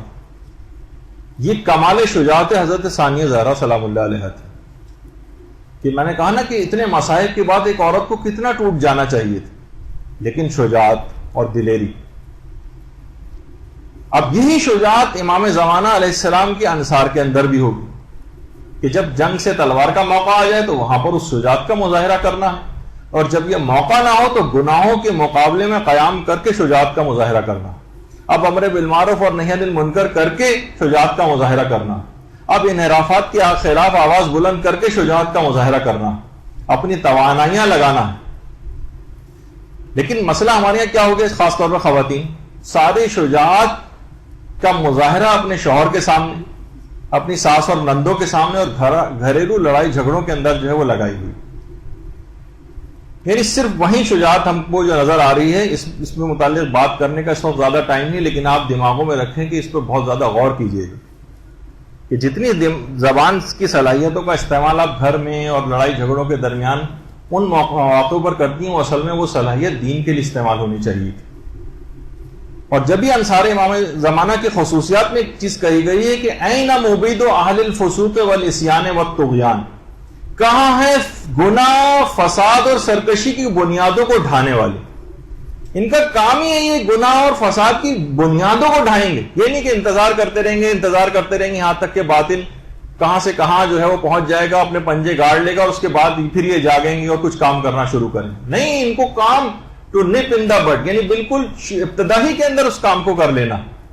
جہاں کوئی انحراف نظر آئے، کہیں اس کی ابتدا نظر آئے، اس کو شناخت کر کے، یہ نہیں کہ وہ تناور درخت بن جائے تو شاخیں اور کوپلیں کاٹتے پھرے. یہ بنیادوں کو ڈھانے والا ان کو بننا چاہیے. اور یہی وجہ ہے کہ آیت اللہ ثانوی باقاعدہ ایران میں مرجع ہیں اور صاحب رسالہ ہیں، خود یہ فرماتے ہیں کہ شہدائے کربلا کو دفن کرنے میں عورتیں مردوں پر مقدم تھیں. بنی اسد کے مرد، بنی اسد آپ کو پتا ہے نا کہ امام نے انہی سے سب سے پہلے آ کر کربلا کی زمین خریدی تھی. یہ جب واقع کربلا ہو گیا تھا اور لاشیں بکھرے ہوئے تھے تو اتنا خوف و ہراس کا عالم تھا کہ بنی اسد کا کوئی مرد نکل نہیں رہا تھا. تو عورتوں نے اس وقت اپنی زبان کا صحیح استعمال کیا تھا اور شجاعت دکھائی تھی اور مردوں کو غیرت دلائی تھی کہ اگر تم نہیں جاؤ گے تو ہم جائیں گے اور جا کر دفن کریں گے. اور اس کے بعد پھر یہ جملے سن کر مردوں کو غیرت آئی اور پھر نکلے اور شہدائے کربلا کو دفن کرنے کا اہتمام کیا. اور آج بھی وہی قبیلہ بنی اسد چلا آ رہا ہے باقاعدہ عراق میں. وہ قبیلہ بنی اسد وہ اپنے ان کا ایک دستہ بھی آتا ہے باقاعدہ اور ماتم کرتا ہوا، گریہ ازاری کرتا ہوا لوگوں کو نظر آتا ہے. تو کچھ خصوصیات تھیں، خصوصیات تو اور بھی بہت ساری، لیکن اتنا وقت نہیں ہے ہمارے پاس. اچھا، اب آ جائیے ان خصوصیات کے ساتھ ساتھ ہم انتظار کیسے کریں. انتظار کرنے کا آخر صحیح طریقہ ہے کیا؟ دیکھیے، اگر ہم روایات کو دیکھتے ہیں کہ روایات میں انتظار کو کن چیزوں سے تشبیہ دی گئی. دیکھیے، تشبیہ دینے میں ہمیشہ بہت قریبی مماثلتیں ہوتی ہیں جب بھی تشبیہ دی جاتی. مثلا اس میز کو ہم سورج سے تشبیہ دینے لگے تو کوئی تشبیہ نہیں بنے گی نا. تو تشبیہ دینے میں کچھ خصوصیات ہوتی ہیں. اچھا، کن چیزوں سے تشبیہ دی گئی ہے؟ مثلا کسی نے امیر المومنین سے پوچھا کہ سب سے بہترین عمل کون سا ہے، تو آپ نے فرمایا کہ انتظار فرض، یعنی امام کا انتظار کرنا، امام زمانہ علیہ السلام کا انتظار کرنے کو افضل عبادت قرار دیا گیا ہے بہت ساری روایتوں میں. اچھا، جو افضل یعنی تمام عبادات میں سب سے افضل، تو کیا آپ کے خیال میں انتظار بس جس طریقے سے ہم انتظار کر رہے ہیں، بس ہاں امام زمانہ آئیں گے، بستر پہ لیٹے ہوئے ہیں، فسق و فجور کے اندر مشغول ہیں، کہ اس پہ اتنا بڑا ثواب آپ کو مل جائے گا؟ کچھ روایت میں انتظار کرنے والا ایسا ہی ہے جیسے وہ رسول خدا کے ساتھ جہاد میں مصروف ہو. انتظار کرنے والے کے لیے ایک بات کہی گئی کہ ایسا ہی جیسے جہاد میں مصروف ہو. تو آپ کے خیال میں ہم کیا یہاں پر کیا ایسی زندگی ایسا انتظار کر رہے ہیں؟ یعنی اتنا بڑا ثواب دیا جا رہا ہے اس میں کہ جیسے پیغمبر اسلام کے ساتھ جہاد کے اندر کوئی شخص مصروف. جب چھٹے امام کا بھی جو آپ کے سامنے حدیث ڈسپلے ہو رہی ہے، اس میں یہ کہ جو شخص صاحب امر کا انتظار کرتے ہوئے مر جائے تو وہ اس شخص کی مانند ہے جو حضرت قائم کے ساتھ ان کے خیمے میں ہو، بلکہ اس شخص کی طرح سے جو رسول خدا کے سامنے تلوار سے جہاد کر رہا ہو. تلوار سے جہاد. تو اب آپ خود سوچیں کہ کیا جہاد میں تو انسان دیکھیے ہر قسم کی قربانی دیتا ہے، باطل کے خلاف اپنی تمام جو ہے وہ طاقتوں کو استعمال کرتا ہے، جبکہ ہمیں تو منتظرین جتنے بھی ہیں خواب خرگوش کے مزے لیتے نظر آ رہے ہیں. تو ہم یہ تو نہیں کہیں گے کہ ایسا ہی جیسے پیغمبر اسلام کے سامنے تلوار سے جہاد کر رہا ہو، یہ تو سب لیٹ آرام کر رہے ہیں، یہ تو سو رہے ہیں، یہ تو غافل ہیں، ان کو اتنا عظیم ثواب کیسے دے دیا جائے گا؟ اچھا، کچھ روایت میں یہ ہے، دیکھیے انسان قربانی دیتا ہے، باطل کے خلاف اپنی طاقتوں کو استعمال کرتا ہے. تو بہت سی احادیث میں یہ بات بھی آئی ہے کہ جو امام زمانہ کے انتظار میں فوت ہو جائے وہ ایسے ہی ہے جیسے کوئی مجاہد راہ خدا میں دم توڑ رہا ہو. یا ایک روایت میں ہے کہ جو امام زمانہ کے لیے مصروف دعا ہو وہ ایسا ہی ہے جیسے کوئی مجاہد راہ خدا میں دم توڑ رہا ہو. دونوں کے لیے بات کہی گئی. تو انتظار کرنا اور راہ خدا میں دم توڑنا، انتظار کرنا اور رسول خدا کے ساتھ تلوار سے جو ہے وہ جنگ کرنا، ان میں کیا مشابہت ہے؟ یہ تو بظاہر ہمیں مشابہت کوئی معاذ اللہ ٹھیک نظر نہیں آ رہی. جس طریقے سے ہم جس انداز سے انتظار کر رہے ہیں اس میں تو یہ مماثلت صادق نہیں آ رہی ہم پر. کیونکہ اگر صرف تسبیح گھمانا ہے اور چراغ کو رگڑ کر عملیات کر کے، وہ جو کتاب آپ کے ہاتھ لگ گئی ہے 100 مشکلات کا، اس میں رگڑ کے جن کو حاضر کر کے گویا صرف جو ہے وہ صرف اور صرف اپنی خواہشات کو پورے کرتے رہنا ہے، تو اس میں دم توڑنے کی مثالیں اور راہ خدا میں خون بہانے کی مثالیں اور جہاد میں مجاہد کی طرح کی زندگی کی مثالیں، یہ تو سمجھ میں نہیں آ رہی. تو جہاد میں تو دیکھیے تمام انسان کوششیں کرتا ہے، اپنا خون پسینہ ایک کرنے کا نام جہاد ہے. اور عمل اور صرف عمل کی بات ہوتی ہے جہاد میں. یعنی انتظار کو کہا جاتا ہے کہ انتظار ایک مجاہدانہ طرز حیات کا نام ہے، یہ سوتے رہنے کا نام نہیں. یہ انتظار کا جو پیریڈ ہے ایسے ہی جیسے اب روزے عاشورہ امام کے ساتھ ہوتی تو اس وقت جو کام آپ کو کرنا ہوتا وہ آج آپ کو کرنا ہے.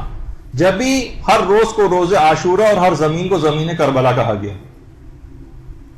دیکھیے میدان جنگ کا بھی جو مجاہد ہوتا ہے اور عاشورے کا جو مجاہد ہوتا ہے اس میں اور منتظر امام میں بہت مشابہتیں ہیں. ان میں اور امام زمانہ کے اصحاب میں بڑی مشابہتیں. وہ کیا ہیں؟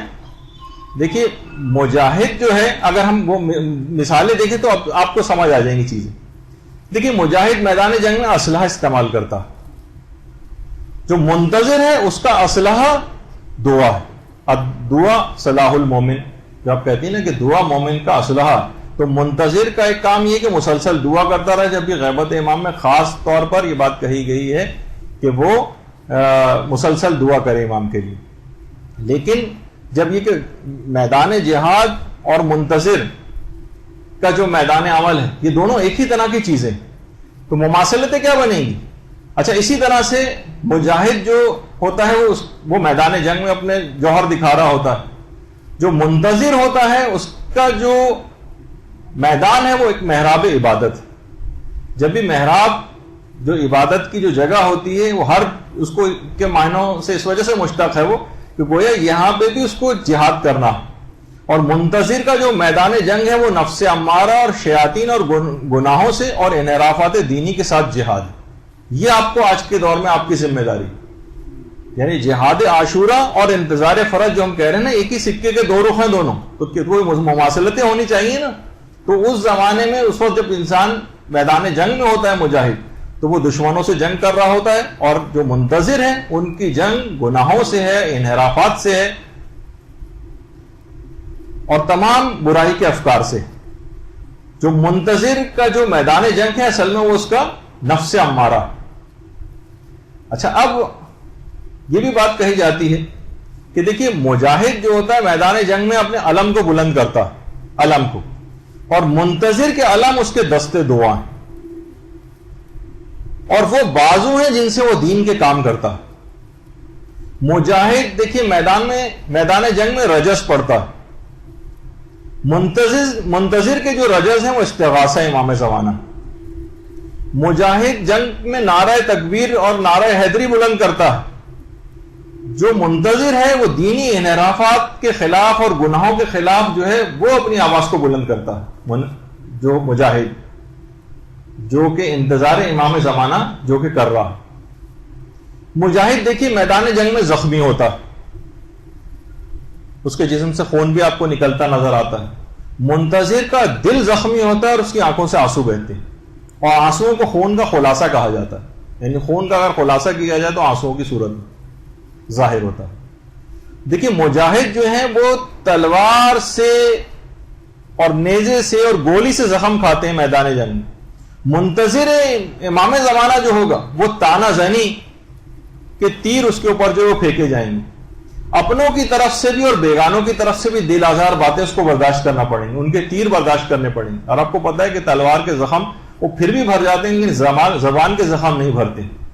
جب بھی اللسان سیف الشیطان، زبان کو شیطان کی تلوار کہا گیا. اسی طریقے سے اسی زبان کو اللسان سیف الرحمان، زبان کو پروردگار کی تلوار بھی کہا گیا. تو مجاہد کہ جسم کے اوپر زخم لگتے ہیں میدان جنگ میں، اور تو منتظر امام کو تانہ زنی کے زخم کو اور ان کو برداشت کرنا پڑے گا.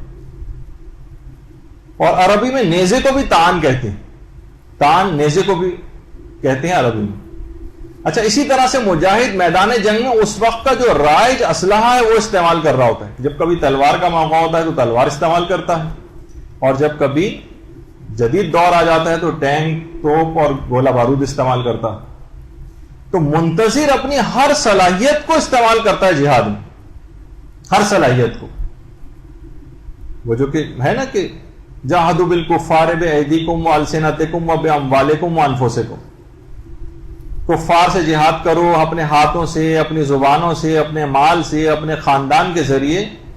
تو منتظر زبان سے بھی جہاد کرے گا، یعنی میدان جنگ میں تو دیکھیے فقط اس طریقے سے جہاد ہوتا ہے، لیکن منتظر کو سارے جہاد ایک ساتھ کرنا پڑتا ہے. زبان سے بھی جہاد کرے گا، اپنے حقوق ادا کرے گا، اپنے فرائض و واجبات ادا کرے گا، احکامات الہی جو ہے ان کے اوپر عمل کرے گا. دین میں کوئی بگاڑ اس کو نظر آئے گی تو اس کو ہر لحاظ سے روکے گا، مال کو خرچ کرے گا، اس سلسلے میں ضرورت مندوں کی بھی امداد کرے گا، خمس و زکوٰۃ بھی نکالے گا، رد مظالم، کفارے، فدیے، صدقات، خیرات، دین کے کاموں میں اپنے مال کو خرچ کرے گا، مسجد میں، مدرسے میں، یتیم خانے میں، شہداء کے خاندان کی کفالت میں، تبلیغات میں، کتابیں چھپوانا، تقسیم کرنا، آگے بڑھ کر یہ کام کرے گا. یہ نہیں کہ لوگ اس سے مانگنے آئیں گے تو تھوڑے سے نکال کر دے دیں، نہیں، آگے بڑھ کر اس کو یہ کام کرنا. تو مجاہد جو بھی رائج اسلحہ ہوتا ہے وہ استعمال کرتا ہے میدان جنگ میں. جو منتظر ہے یہ اس کا جو میدان جنگ ہے اس میں جو رائج اسلحے چل رہے ہیں، وہ قلم اس کا رائج اسلحے کے اندر شامل ہے، اس کی زبان اس رائج اسلحے کے اندر شامل ہے، اس کا مال، اس کے تعلقات، اس کے جاہ و حشم، ہر چیز کو دین کے لیے استعمال کرتا ہے.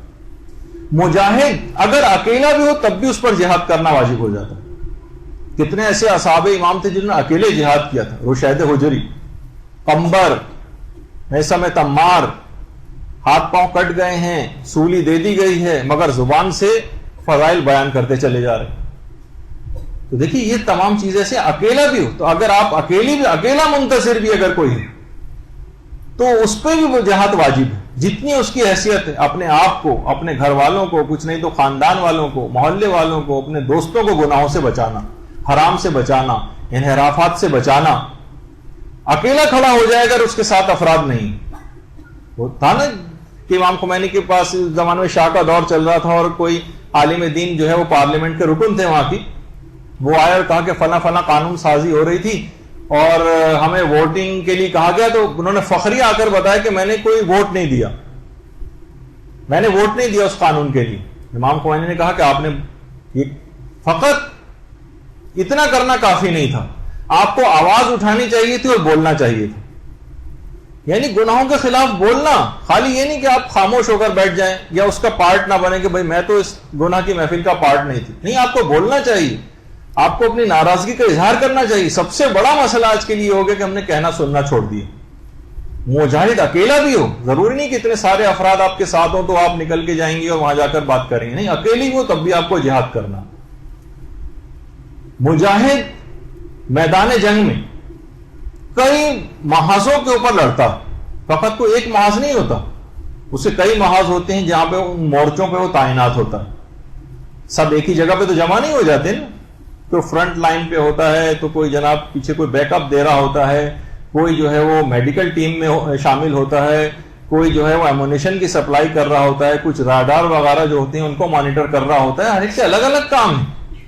اسی طرح سے منتظرین جو ہیں وہ اپنے اپنے محاذوں اور مورچوں کا انتخاب کریں. دیکھیے بہت اہم بات ہے، جس طریقے سے میدان جہاد میں اور میدان جنگ میں الگ الگ سب کے مورچے اور محاذ ہوتے ہیں جن پہ سب کو اپنا اپنا کام کرنا ہے، اسی طریقے سے منتظرین کو بھی اپنے محاذوں اور مورچوں کا انتخاب کرنا چاہیے. کوئی درس و تدریس سے وابستہ ہو، کوئی جناب مالدار ہے تو وہ مال کو خرچ کرے، کسی کے پاس وسائل ہیں تو وسائل کو خرچ کرے، کوئی معاشیات، تعلیم، کاروبار، کسی بھی طرح سے جو بھی کوئی کام فریضہ ادا ایسا کرنا چاہے وہ خود ہی اپنے مورچے کا خود انتخاب کرے. وہ دیکھے کہ میں کیا کر سکتا ہوں، بس اس محاذ اور مورچے کو ڈٹ جائے. مثلا یہاں پر میں ایک عظیم شخصیت کا یہاں پر تذکرہ کرتا ہوں. آپ میں سے ایک گروپ ایسا ہے کہ جو ان کی کلاسز لے بھی چکا، آغا اصغر صاحب. آغا اصغر صاحب ویسے تو اسلام آباد میں رہتے تھے، پھر اس کے بعد کراچی آ گئے اور آج کل بھی کراچی ہی میں ہیں. اور بہرحال ان کی خدمات یہ کہ انہوں نے غسل، کفن اور دفن کتنی جگہوں پہ ایسی تھیں کہ جہاں پر شیعہ حضرات اویلیبل بھی نہیں ہوتے تھے، اور اس کفن سروس کا خود سے آغاز کیا. موبائل سروس بھی چلے، اپنے ایک محاذ اور مورچے کا انتخاب کر لیا کہ بس میں اس کے اندر اپنی تمام زندگی کو لگاؤں گا. کہاں کیسی کیسی شہید ہونے والوں کے لاشیں، کہاں کہاں بم دھماکوں والے، کتنے کتنے افراد ایسے ہیں. وہ تو ہمارے مدرسے کے استاد مولانا حسن عباس جعفری صاحب کتنے نہ جانے کتنے ایسے مردے نلا چکے ہیں جن کو دیکھ بھی لوگ نہیں سکتے تھے، اس طرح سے ان کے ٹکڑوں کو نلانا اور سب کچھ کرنا، لیکن ایک مشن اور ایک مقصد جو ہے وہ انسان بنا. جیسے آغا اصغر نے اس کو باقاعدہ وہ کیا کہ ان کے اپنے رشتہ دار، اپنے گھر والے تک ان کے اوپر جو ہے وہ ان پر وہ ہوتے تھے. بعض وفات وہ خود بیان فرماتے ہیں، کہنے میں کوئی حرج بھی نہیں کہ بہرحال کہ کہیں کسی کا رشتہ وغیرہ کا مسئلہ ہے تو لوگ کہتے تھے اچھا وہ کفن والے صاحب تو وہ نہیں ان کے ہاں تو مثلا ہم شادی نہیں کریں. لیکن کیا ہے کہ اپنی بہرحال اس لحاظ سے ایک مشن اور مقصد اور اپنے مورچے کا انتخاب کر کے اس کے اوپر جم گئے. آج کل بہرحال علیل اور بیمار ہیں، آپ لوگوں سے درخواست ہے کہ ان کی صحت یابی کے لیے باواز بلند ایک درود پڑھ دیجیے.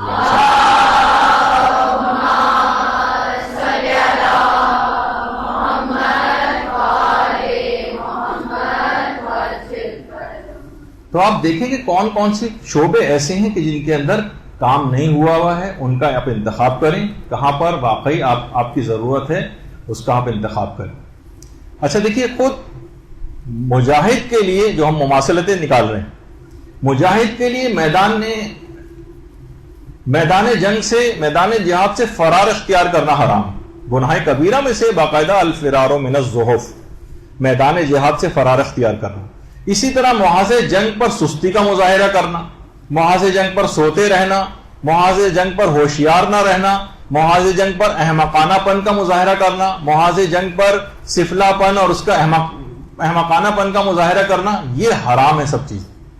تو اسی طریقے سے منتظر کے لیے بھی اپنے انتخاب کردہ محاذ سے فرار اختیار کرنا حرام ہے، سستی کرنا حرام ہے، کاہلی کرنا حرام ہے، ذمہ داریاں اپنی پوری نہ کرنا حرام ہے، احمقانہ پن کا، بے وقوفیوں کا مظاہرہ کرنا اور سفلے پن کا مظاہرہ کرنا یہ حرام ہے، اور وقت کو ضائع کرنا بھی حرام.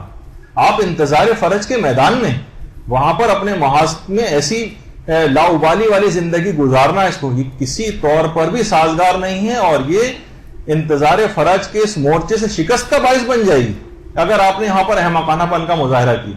اچھا آپ دیکھیے، خود جس وقت مجاہد میدان جنگ میں ہوتا ہے وہاں پر آپ دیکھتے ہیں کہ وہ کوئی گناہ نہیں کرتا. کہاں اس کو گناہ کرنے کا موقع ملتا ہے؟ وہاں پہ یہ نہیں ہوگا کہ وہ کہیں آپ کو موسیقی سنتا ہوا نظر آ رہا ہے، میدان جنگ ہو رہی ہے تو کانوں میں مثلا میوزک لگائے ہوئے، جنگ ہو رہی ہے وہ لاو لائب میں مصروف ہے، جنگ ہو رہی ہے مثلا لوڈو کھیل رہا ہے بیٹھ کر وہاں پر، ایسا تو نہیں نظر آئے گا نا آپ کو کبھی. تو مجاہد کا میدان جنگ میں کوئی گناہ نہیں کرتا. اسی طریقے سے جب انتظار فرج کو ہم کہہ رہے ہیں کہ جنگ اور جہاد کی طرح سے، تو کب آپ کے لیے جائز ہوگا کہ یہاں پر آپ جو ہے لاہو لائب کے اندر پڑی رہیں، کب موسیقی اور گانوں کے اندر پڑی رہیں، کب یہ ہوگا کہ آپ غیبتیں اور زبان کی آفات اور ان کے اندر گرفتار ہیں. میدان جنگ میں تو انسان کوئی گناہ نہیں کرتا. اس کا مطلب کہ ہم اپنے اس کو میدان کو، انتظار فرج کے اس میدان کو اپنے لیے جہاد کا میدان سمجھتے ہی نہیں. تو اس میں گناہوں سے اپنے آپ کو نکالنا پڑے گا، تب یہ کہا جائے گا کہ واقعی آپ انتظار فرج میں ہیں اور اس جنگ کے اندر جو باطل کے ساتھ مسلسل چل رہی ہے اس میں آپ اپنے فریضے کو ادا کر رہے ہیں. اسی طریقے سے دیکھیے، جہاد میں ہمیشہ اذن رسول و امام درکار ہوتا. جہاد ہمیشہ ہم خود سے شروع نہیں کر سکتے. منتظر بھی اپنی تمام ہدایات رسول سے لیتا اور امام سے لیتا ہے. اب کیونکہ امام کی غیبت ہے تو اب اس میں اس کا فریضہ یہ بنے گا کہ وہ تمام ہدایات ان کے نائبین اور مراجع سے لے گا. خود اپنی مرضی سے کوئی کام نہیں کرے گا. ہر کام سے پہلے ان کا فتویٰ دیکھے گا کہ ان کی اجازت ہے یا نہیں. امام زمانہ کیونکہ ہمارے نگاہوں سے اوجھل ہے، لیکن ان کے نائبین موجود، کیونکہ جہاد کبھی بھی اپنی مرضی سے نہیں شروع کر سکتے. یا تو رسول و امام کی اجازت سے ہوگا یا ان کی غیر موجودگی میں ان کے نائبین کی بات مانی جائے گی. اچھا اسی طرح سے دیکھیے، میدان جہاد میں مجاہد کی ذرا سی غلطی اور غفلت جان لیوا ثابت ہوتی. حضرت قاسم کے متعلق ملتا ہے، حضرت قاسم ابن الحسن جن کی حضرت اور حضرت علی اکبر ان دونوں کی پیدائش بھی اسی شعبان کے مہینے میں، اللہ صلی اللہ علیہ وسلم۔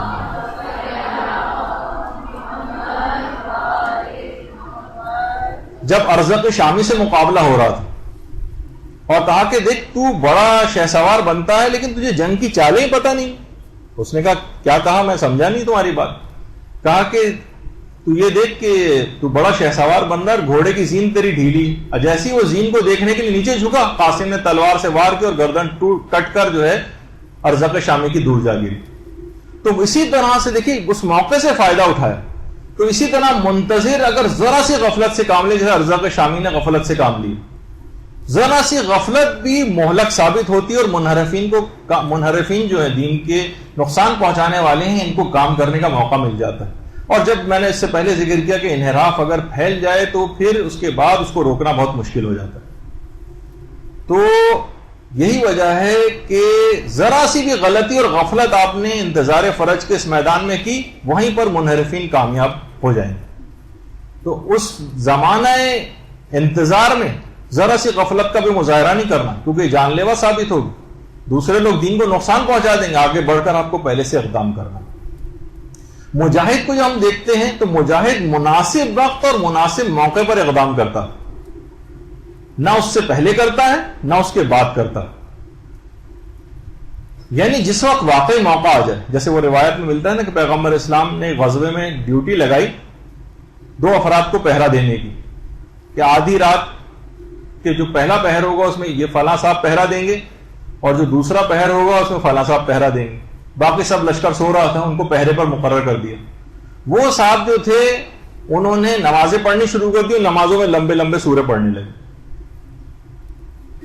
تو بہرحال بعد میں پیغمبر اسلام نے خوب سرزنش کی، اور کیونکہ باطل کو موقع مل جاتا ہے ایسے موقع پر، مناسب موقع پر مناسب اقدام، یعنی منتظر بھی مناسب موقع پر مناسب اقدام ہمیشہ کرے گا۔ جب واقعی دھرنوں کا وقت آ جاتا ہے، جب واقعی ریلیوں میں جانے کا وقت آ جاتا ہے، جب واقعی کوئی موومنٹ چلانے کا وقت آ جاتا ہے، یہ نہیں کہ مثلا کوئی بھی شخص، کوئی بھی ایک چھوٹا سا گروپ، کوئی بھی آج کل ہر شخص جو ہے وہ مختلف گروپ بعض اوقات نکل آتے ہیں اور جو ہے وہ پوری قوم پر وہ چیز واجب کر دیتے ہیں کوئی بھی کال دے کر۔ تو حقیقی علماء جب تشخیص دیں اس وقت نکلنا ہوتا ہے۔ دیکھیے پہلے گراؤنڈ ورک مکمل کرنا پڑتا ہے، جب قوم اس لحاظ سے مضبوط ہو جاتی ہے تو پھر واقعی وقت آ جاتا ہے۔ ظلم کے خلاف آواز کو بلند کرنا ہے، باطل کے خلاف احتجاج کرنا ہے، بالکل یہ حقیقی بات ہے، لیکن ہر شخص کے کہنے پر نہیں، بلکہ جب واقعی حقیقی علماء جو اس کو تشخیص دے دیں۔ امام خمینی کی بھی جو 63 سے 78 تک کی جو باقاعدہ تحریک تھی، جب اس موقع پر روڈوں پہ نکلنے کا وقت نہیں آیا تھا، گراؤنڈ ورک مکمل ہو رہا تھا، اس وقت امام خمینی کے انقلاب کو کیسٹ کا انقلاب کہا جاتا ہے۔ کیسٹس کے ذریعے لاکھوں کاپیاں بنتی تھیں، جب قوم پوری تیار ہو گئی ہر لحاظ سے اور روڈوں پہ نکلنے کا وقت آیا تو پھر پوری قوم روڈوں پر بھی نکلی۔ تو بعض اوقات ایسا نہ ہو کہ بہت سے کچھ ایسے بظاہر جو کہ چھوٹے مقاصد ہیں اس پر ہم پوری اپنی توانائیاں لگا دیں اور دشمن کو پورا موقع مل جائے۔ جب علماء کا بھی کام ہے کہ وہ اس سلسلے میں مراجع وغیرہ سے رہنمائی لیا کریں، تو بہرحال ایسا نہ ہو کہ کوئی غلط موقع کا انتخاب کر لیا جائے جوش و جذبات میں آ کر۔ اچھا، اسی طرح سے مجاہد جو ہے وہ جنگ کی مناسب پلاننگ کرتا،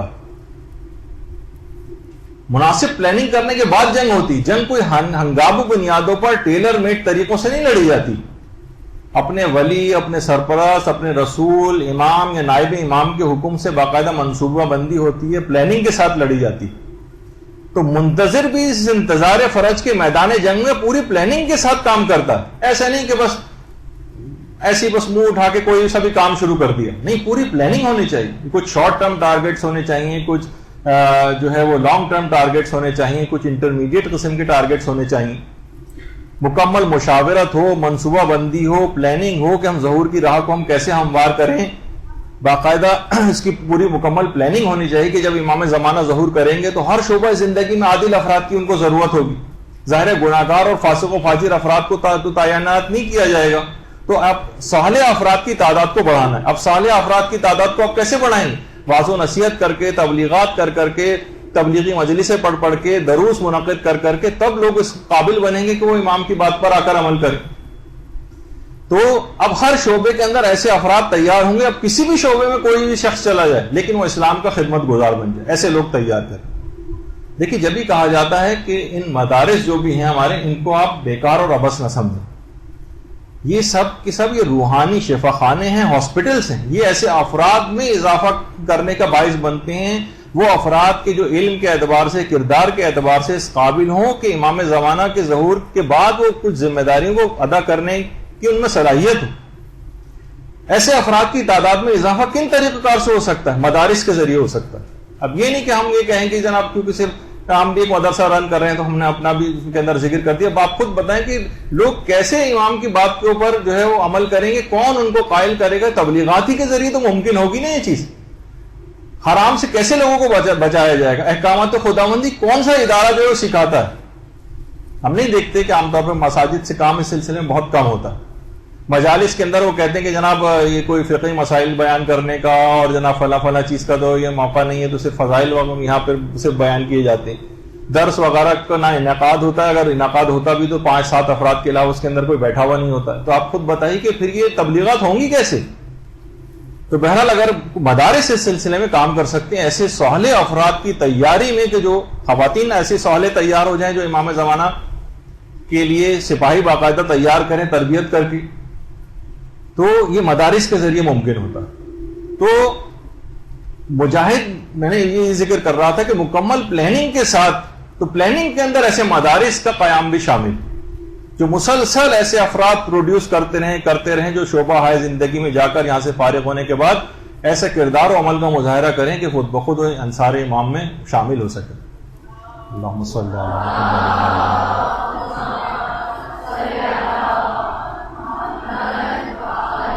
اچھا, اب اس کے بعد مجاہدین دیکھیے میدان جنگ میں مکمل تعاون, اتحاد اور اتفاق سے جنگ لڑتے ہیں. مکمل کوآرڈینیشن ہونی چاہیے, نظم و ضبط ہونا چاہیے. ذرا سا بھی ان کا آپس کا اختلاف جنگ کو شکست کی طرف لے جا سکتا ہے. اسی طرح سے منتظرین جو ایک مقصد اور ایک ہدف کے تحت جد و جہد کر رہے ہیں, پھر کہوں گا کہ انہیں آپس میں لڑائی جھگڑے سے پرہیز کرنا چاہیے. اختلافات سے کام خراب ہو جاتے ہیں, تو آپس میں اختلاف کا سبب نہ بنے, ورنہ انتظار فرج کے اس مورچے پر آپ کو شکست کا سامنا کرنا پڑے گا. یہ وجہ ہے کہ جو قرآنی آیتیں بھی ہیں کہ وَلَا تَنَازَعُوا فَتَفْشَلُوا وَتَذْهَبَ رِيحُكُمْ, کہ دیکھو خبردار آپس میں لڑائی جھگڑا نہ کرو ورنہ تم کمزور ہو جاؤ گے اور تمہاری ہوا اکھڑ جائے گی, تم کمزور پڑ جاؤ گے. لڑائی جھگڑے ہمیشہ, جیسے میں نے پہلے کہا تھا, کہ نور علم کو بھی بجھا دیتے ہیں. تو یہ تمام چیزیں ایسی کہ جن کا الخصوص منتظرین امام کو خاص طور پہ خیال رکھنا. دیکھیں مجاہد جو ہوتے ہیں جنگ میں مکمل جوش اور ولولے کے ساتھ جنگیں لڑتے ہیں, تب جنگ میں ان کو فتح ملتی. کاہلی, پزمردگی یہ شکست کا باعث بنتی. دیکھیں جنگیں فتح کے لیے لڑی جاتی, شکست کے لیے نہیں لڑی جاتی. اور نیپولین بوناپارٹ کہتا تھا نا, اگر یہ امکان بھی موجود ہے جنگ کے وقت کہ ہم جنگ ہار سکتے ہیں, تو فقط یہ سوچنا بھی 50% جنگ کو ہروا دیتا ہے. 50% تو آپ گویا ابھی سے ہی ہار گئے شروع سے, باقی 50% کے لیے صرف آپ کے پاس میدان رہ گیا. تو اسی طرح سے انتظار فرج والے جو منتظرین ہیں یہ مکمل جوش کے ساتھ اور ولولے کے ساتھ کام کریں گے تو اس جنگ میں فتح ملے گی. پزمردگی, یاسیت, ڈپریشن, کاہلی, بے دلی, یہ ذوف پیدا کرتی ہیں چیزیں. آپ اپنی ذمہ داریوں کی جنگ ہار سکتے ہیں. جو بھی آپ کا مورچہ ہے وہاں سے شکست فاش آپ کو ہو جائے گی, باطل اس جگہ پہ آ کے قبضہ کر لے گا. تو جوش اور ولولہ ہونا چاہیے. آپ کے کتنے لیکچرز ہم خاص الخاص طور پر برادر وسیم امام صاحب کے کیوں کرواتے ہیں؟ جوش اور ولولہ پیدا کرتے ہیں آپ کے اندر, لیکن وہ بیچارے اکیلے ہی ولولہ ان کے اندر پیدا ہو رہا ہے, باقی افراد کے اندر ہمیں نظر نہیں آ رہا. تو ان کا مقصد ہوتا ہے کہ آپ تاکہ اس کے اوپر عمل کریں. دل دکھ رہا ہوتا ہے کہ اتنی محنت کی جا رہی ہے, سب کچھ ہو رہا ہے, لیکن اس کے باوجود بھی کوئی حرکت نظر نہیں ہے, تو پھر واقعی افسوس ہوتا ہے. اچھا, اسی طرح سے مجاہد جو ہوتے ہیں میدان جہاد میں مکمل اخلاص کے ساتھ جنگیں لڑتے ہیں. ثواب جہاد اسی وقت ان کو ملتا ہے جب وہ مکمل اخلاص کے ساتھ, ورنہ آپ کو پتا ہے کہ شہادت میں اور ہلاکت میں بہت معمولی سا فرق ہو جاتا ہے اگر اخلاص نہ ہو. تو اسی طرح سے یعنی اگر کوئی جہاد کرنے والا میدان جہاد میں مال غنیمت کے لالچ میں گیا ہے, پیسے کے لالچ میں گیا ہے اور مکمل اخلاص نہیں ہے تو شہادت کی بجائے ہلاکت اس کے پاس آتی اور وہ حقیقی طور پر مجاہد فی سبیل اللہ شمار نہیں ہوتا. اسی طرح سے منتظر کے لیے بھی مکمل خلوص لازم ہے اس میدان انتظار میں.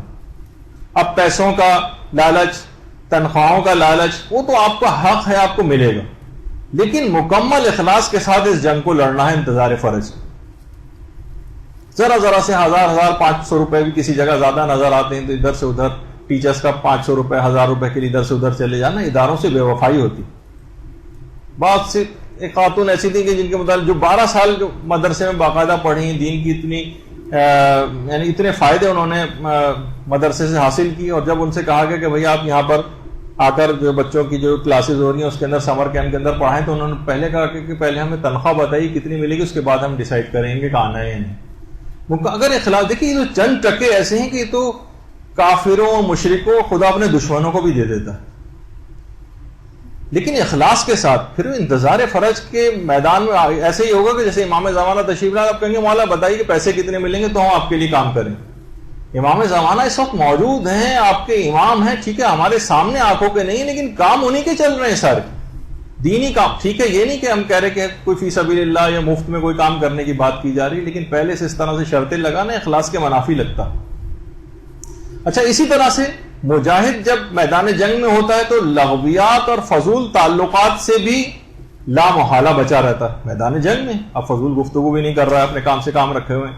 فضول تعلقات، بیٹھا ہوا مثلا اپنے بیوی بچوں کی تصویریں دیکھ رہے ہیں، وہاں جنگ چل رہی ہے، وہ بیٹھا ہوا اپنی بیوی بچوں کی تصویر نکالے ہوئے، یا کوئی اس کا بھائی میدان جنگ میں اس سے بیٹھ کر خوش گپیاں کر رہا ہے، کہیں نظر آتا ہے ایسا؟ نہیں، جہادی سرگرمیوں میں مشغول نظر آئے گا. تو اسی طرح سے بالکل دیکھیے کتنی ایسی مثالیں کہ انتظار فرج میں جو فضولیات سے اپنے آپ کو دامن کو بچاتا ہے اور مسلسل دین خدا کے لیے کام کرنے میں مصروف رہتا ہے. جیسے آپ آیت اللہ موسیٰ صدر، قذافی نے ان کو غائب کیا، قذافی خیر واصل جہنم ہوا، لیکن بہرحال یہ کہ آیت اللہ موسیٰ صدر اتنا دین اسلام کے لیے کام کرتے تھے، اتنا کام کرتے تھے کہ 2 سال ہو گئے تھے اپنی بیوی سے ملاقات کیے ہوئے. اور ایک موقع پر جب ایک کانفرنس ہو رہی تھی تو ان کی زوجہ نے کسی اس کانفرنس کے ہال میں آ کر کسی دروازے سے جھانک کر فقط ان کو دیکھا تھا اور روتی رہی تھی، کیونکہ اس کے فوراً بعد انہیں کسی اور جگہ جانا تھا. آپ حیران ہوں گے کہ بھئی یہ کون سا ہے، اگر دیکھا جائے تو ان کی کتنی مذمت آپ خواتین کی طرف سے ہوگی کہ بتائیے 2 سال سے ایک تو موقع بھی نہیں ملا کہ اپنی بیوی سے آ کر مل لیتے. مثلا بھائی دین خدا کے لیے واقعی انسان اتنا ہو جاتا ہے، اتنا مصروف، اس کے لیے اس کے سامنے ایک بہت بڑا ہدف اور ایک مقصد ہوتا ہے. ہم یہ نہیں کہہ رہے معاذ اللہ کہ جو ہے شخص جو ہے اپنی بیوی بچوں کو چھوڑ دے، یقیناً یہ بات نہیں. اگر کوئی اس قسم کی کوئی بات کرے گا کہ وہاں یہ چیز سکھائی جا رہی ہے تو بالکل غلط بات ہے. ہم یہ کہہ رہے ہیں کہ اپنی تمام تر وقت اور توجہات کا سارے کا سارا مرکز، اپنا سارا وقت انسان بیوی بچوں اور اس کے اوپر نہ لگائے. کچھ وقت جو ہے وہ دین خدا کے لیے مخصوص کرے، ورنہ وہ کف افسوس ملتا رہ جائے گا، وقت بالکل ضائع ہوتا چلا جائے گا، وقت ہاتھ سے نکل جائے گا، اور یہاں تک کہ فرشتہ اجل آ جائے گا اور آپ اپنی ذمہ داریاں ادا نہ کر کے اس دنیا سے جائیں گی اور یہ جنگ ہار جائیں گی. انتظار فرج کے لیے قبروں سے اٹھایا بھی نہیں جائے گا ایسے افراد کے لیے جو اپنی زندگی میں کچھ کر کے نہیں گئے، اور ان کو بعد کی زندگی میں، نے سے پچھلی دفعہ بھی کہا تھا کہ یہ کیسے ممکن ہے کہ اپنی جو زندگی آپ کو دی گئی تھی اس میں تو آپ نے کوئی امام کے لیے کام نہیں کیا، اور مرنے کے بعد آپ کو اٹھایا جائے گا کہ آپ کام کریں. یہ کیسے ممکن کہ پورا آپ کے پاس میدان تھا، آپ کو عمل کا موقع دیا گیا تو اس میں آپ نے کوئی کام نہیں کیا. اسی طرح سے مجاہد مکمل ٹریننگ لے کر دیکھیے محاذ جنگ پر جاتا ہے، مکمل ٹریننگ لے کر. وہ جناب اسلحہ چلانے کی بھی ٹریننگ لیتا ہے. ایران میں خواتین لیتی ہیں، خواتین پہ جہاد واجب نہیں ہے، لیکن بہرحال وہ تمام شعبوں کے اندر جب اتنی زیادہ آگے ہیں تو اس کے اندر بھی وہ آگے آئے ہیں. یہاں پہ ہمارے فقط ایک شعبے کو لے کے میں نے بہت سی جگہوں پہ خواتین کے صرف یہ والے اشتہارات لگے دیکھیں جس میں وہ گن اور راکٹ لانچر وغیرہ چلا رہے ہیں. نہیں، یہ والا آپ کا یہاں کا کام نہیں. جہاں واقعی پورا جب کہ ایران میدان جہاد بنا ہوا ہے اور ہر مورچے کے اوپر جو وہاں پہ افراد بیٹھے ہوئے ہیں اور پوری دنیا سے مقابلہ کر رہے ہیں، تو وہاں پر خواتین اگر اس طرح سے لوگوں کی جذبہ جہاد کو ابھارنے کے لیے اور مردوں کو غیرت دلانے کے حوالے سے اگر اس طرح کی کوئی ٹریننگ کرتی نظر آ رہی ہے تو وہاں کے لیے سازگار ہے. آپ کے لیے نہیں کہ آپ سب جو ہے وہ کل سے ہی جو ہے اس کی ٹریننگ لینے کے لیے نکل جائیں مثلا. تو آپ کا محاذ کچھ اور ہے. تو اسلحہ چلانے کی بھی جو وہ ٹریننگ لیتا ہے، اس طرح فوجی مشقیں ہوتی ہیں، اور جناب مختلف قسم کی جو مشقیں مستقل طور پر کی جاتی ہیں. پریکٹس کی جاتی. اگر یہ والی پریکٹس نہ ہو اور یہ اس طرح کی ٹریننگ نہ لی جائے تو انسان جنگ ہار جاتا ہے. تو منتظرین بھی اپنے اپنے شعبوں میں ٹریننگ حاصل کریں, اپنے اپنے پروفیشنز میں کمال حاصل کریں. طالب علم بہترین طریقے سے پڑھیں, بزنس مین خوب رزق حلال کمائیں, مگر سب اس کو کرنے کے بعد, اپنے ٹارگیٹ اچیو کرنے کے بعد علماء کے پاس ضرور آئیں اور دین کا علم کو ضرور حاصل کریں تاکہ وہ تشخیص دے سکیں کہ ہمیں کس طرح سے عمل کرنا ہے, کیسے دین کی خدمت کرنی ہے, امام کی مشن کی خدمت ہمیں کس طرح سے کرنی ہے. بہت سے حکومتی عہدوں کے اوپر لوگ ہوتے ہیں, وہاں اداروں میں ہوتے ہیں, وہاں پہ ان کو دین کی خدمت کیسے کرنا ہے. تو صحیح مشق اور پریکٹس کے بعد مسائل کو جانے بغیر اگر کوئی شخص ٹیڑھے میڑھے طریقے سے دیکھیے دین کا کوئی کام کرے گا تو دین کو نقصان پہنچائے گا, فائدے سے زیادہ نقصان ہوگا. دیکھا دیکھی مدارس میں بہت سارے مدارس کھولنے شروع ہو گئے, لوگ جوش و جذبات میں کھول لیتے ہیں لیکن کبھی پرانے مدارس سے آ کر مشورہ نہیں لیتے کہ ہم اس کو کیسے چلائیں. تو یہی ہوتا ہے کہ 10-15 دن, 1 مہینہ, 2 مہینہ, چند مہینے سے زیادہ ان مدارس کی عمر نہیں ہوتی اور آہستہ آہستہ وہ سب ختم ہو جاتے ہیں اور غائب ہو جاتے ہیں. تو صحیح طور پر ٹریننگ, باقاعدہ اطلاعات لینا, پورا گراؤنڈ ورک کرنا, اس کے بعد جنگیں پلاننگ سے لڑی جاتی ہیں. ایسے الٹے سیدھے طریقے سے کام کرنے سے نہیں ہوتا. تو نتیجہ یہ ہوتا ہے کہ وہ تمام ادارے بھی وقت کے ساتھ ساتھ ختم ہوتے چلے جاتے ہیں. اچھا, یہ بھی دماغ میں رہے کہ مجاہد جو ہے دوران جنگ اپنی کمزوریوں کو دماغ میں رکھتے ہوئے جنگ کرتا, یعنی ایسا نہ ہو کہ یہ والا پہلو میرا کمزور پہلو ہو, یہاں سے کوئی دشمن حملہ کر دے. دیکھیے عمر ابن عبدوت کے متعلق کہا جاتا ہے کہ جنگ خندق میں جس جگہ خندق کی چوڑائی کم تھی وہ کمزور پوائنٹ تھا اس کا, وہاں سے چھلانگ لگا کے آیا تھا. تو اسی طرح سے جو منتظر ہے, منتظر امام کی کمزور پہلوؤں کو دماغ میں رکھے گا, اپنے گھر والوں کو, اپنے بیوی بچوں کو دماغ میں رکھے گا. بہت سی خواتین کے شوہر تربیت یافتہ نہیں ہیں تو شیطان ان کے ذریعے حملہ کر سکتا ہے. عمر ابن عبدوت کی طرح سے چھلانگ لگا کر ان کمزور پہلوؤں کے ذریعے آپ کے گھر کو نقصان پہنچائے گا. تو ضرورت اس بات کی ہوگی کہ آپ کے لیے لازمی ہے کہ اپنے کو کمزور پہلو جو آپ کے گھر میں ہیں, آپ کی اولاد ہے, آپ کے شوہر ہیں, یا جو شوہر اگر دیندار ہیں تو ان کی بیویاں اگر غیر تربیت یافتہ ہیں تو ان کو تربیت یافتہ بنانے کی کوشش کریں.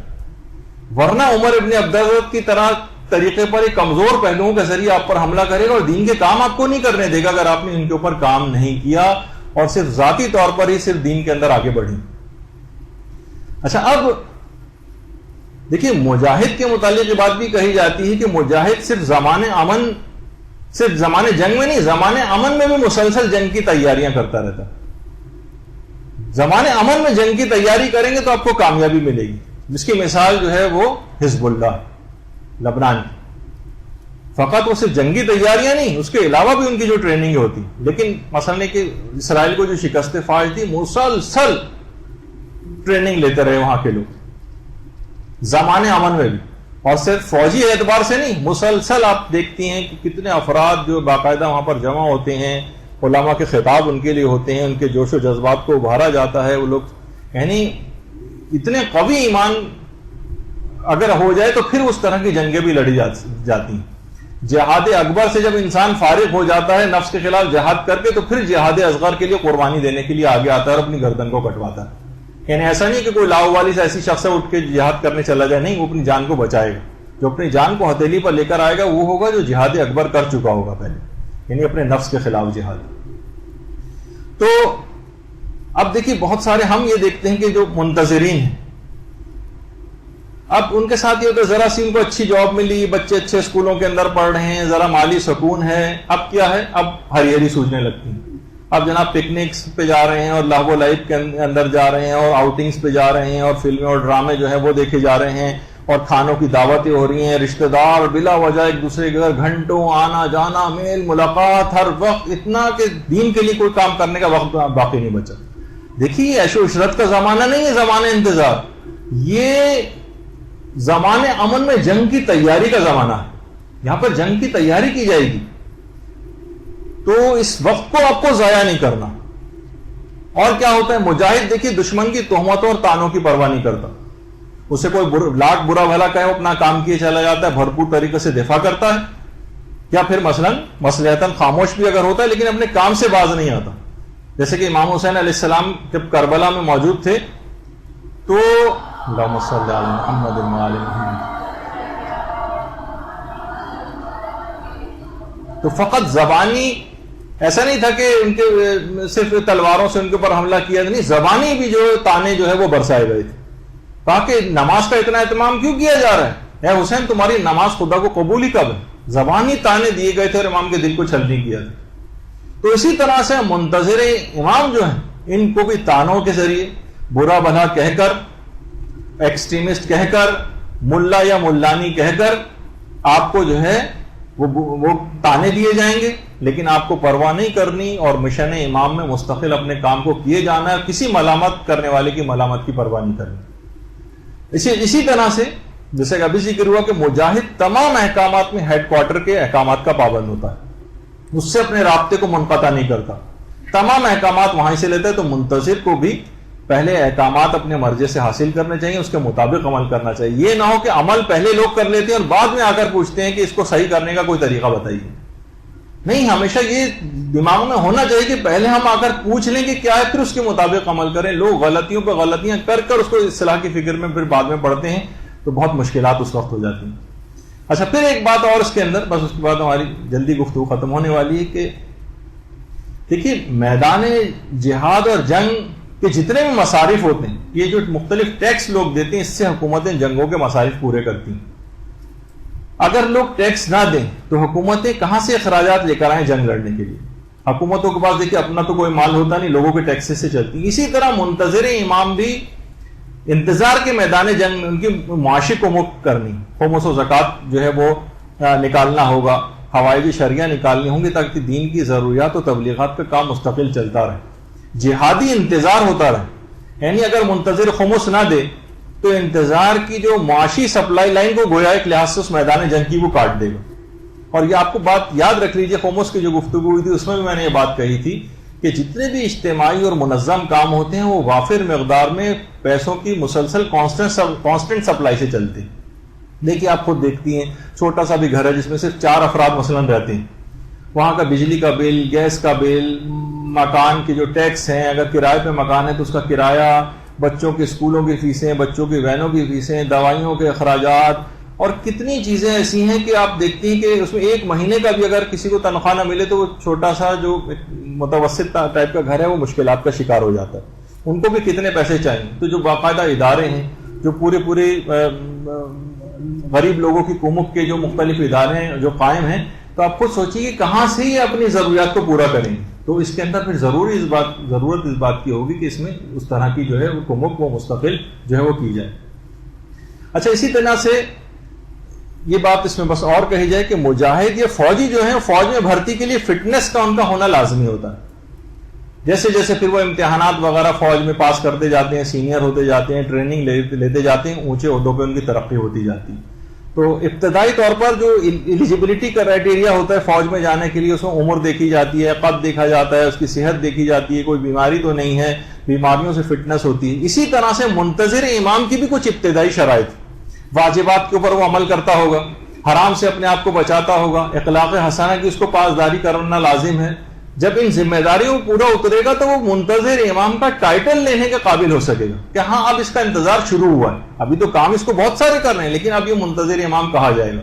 یہ نہیں کہ یہ کچھ بھی نہیں کر رہا ہے اور اتنے بڑے ٹائٹل منتظر امام کو حاصل کر لے، یہ ہاتھ پہ ہاتھ دھرا بیٹھا رہے اور اتنے عجیب ثواب انتظار کو حاصل کر لے، یہ ہاتھ پہ ہاتھ دھرا بیٹھا رہے اسی طرح سے اور رسول خدا کے ساتھ جنگ لڑنے کا ثواب حاصل کر لے، یہ امام زمانے کے خیمے میں مجاہد کے طور پر جو ہے وہ اس کا ثواب حاصل کر لے. کیسے ممکن ہے؟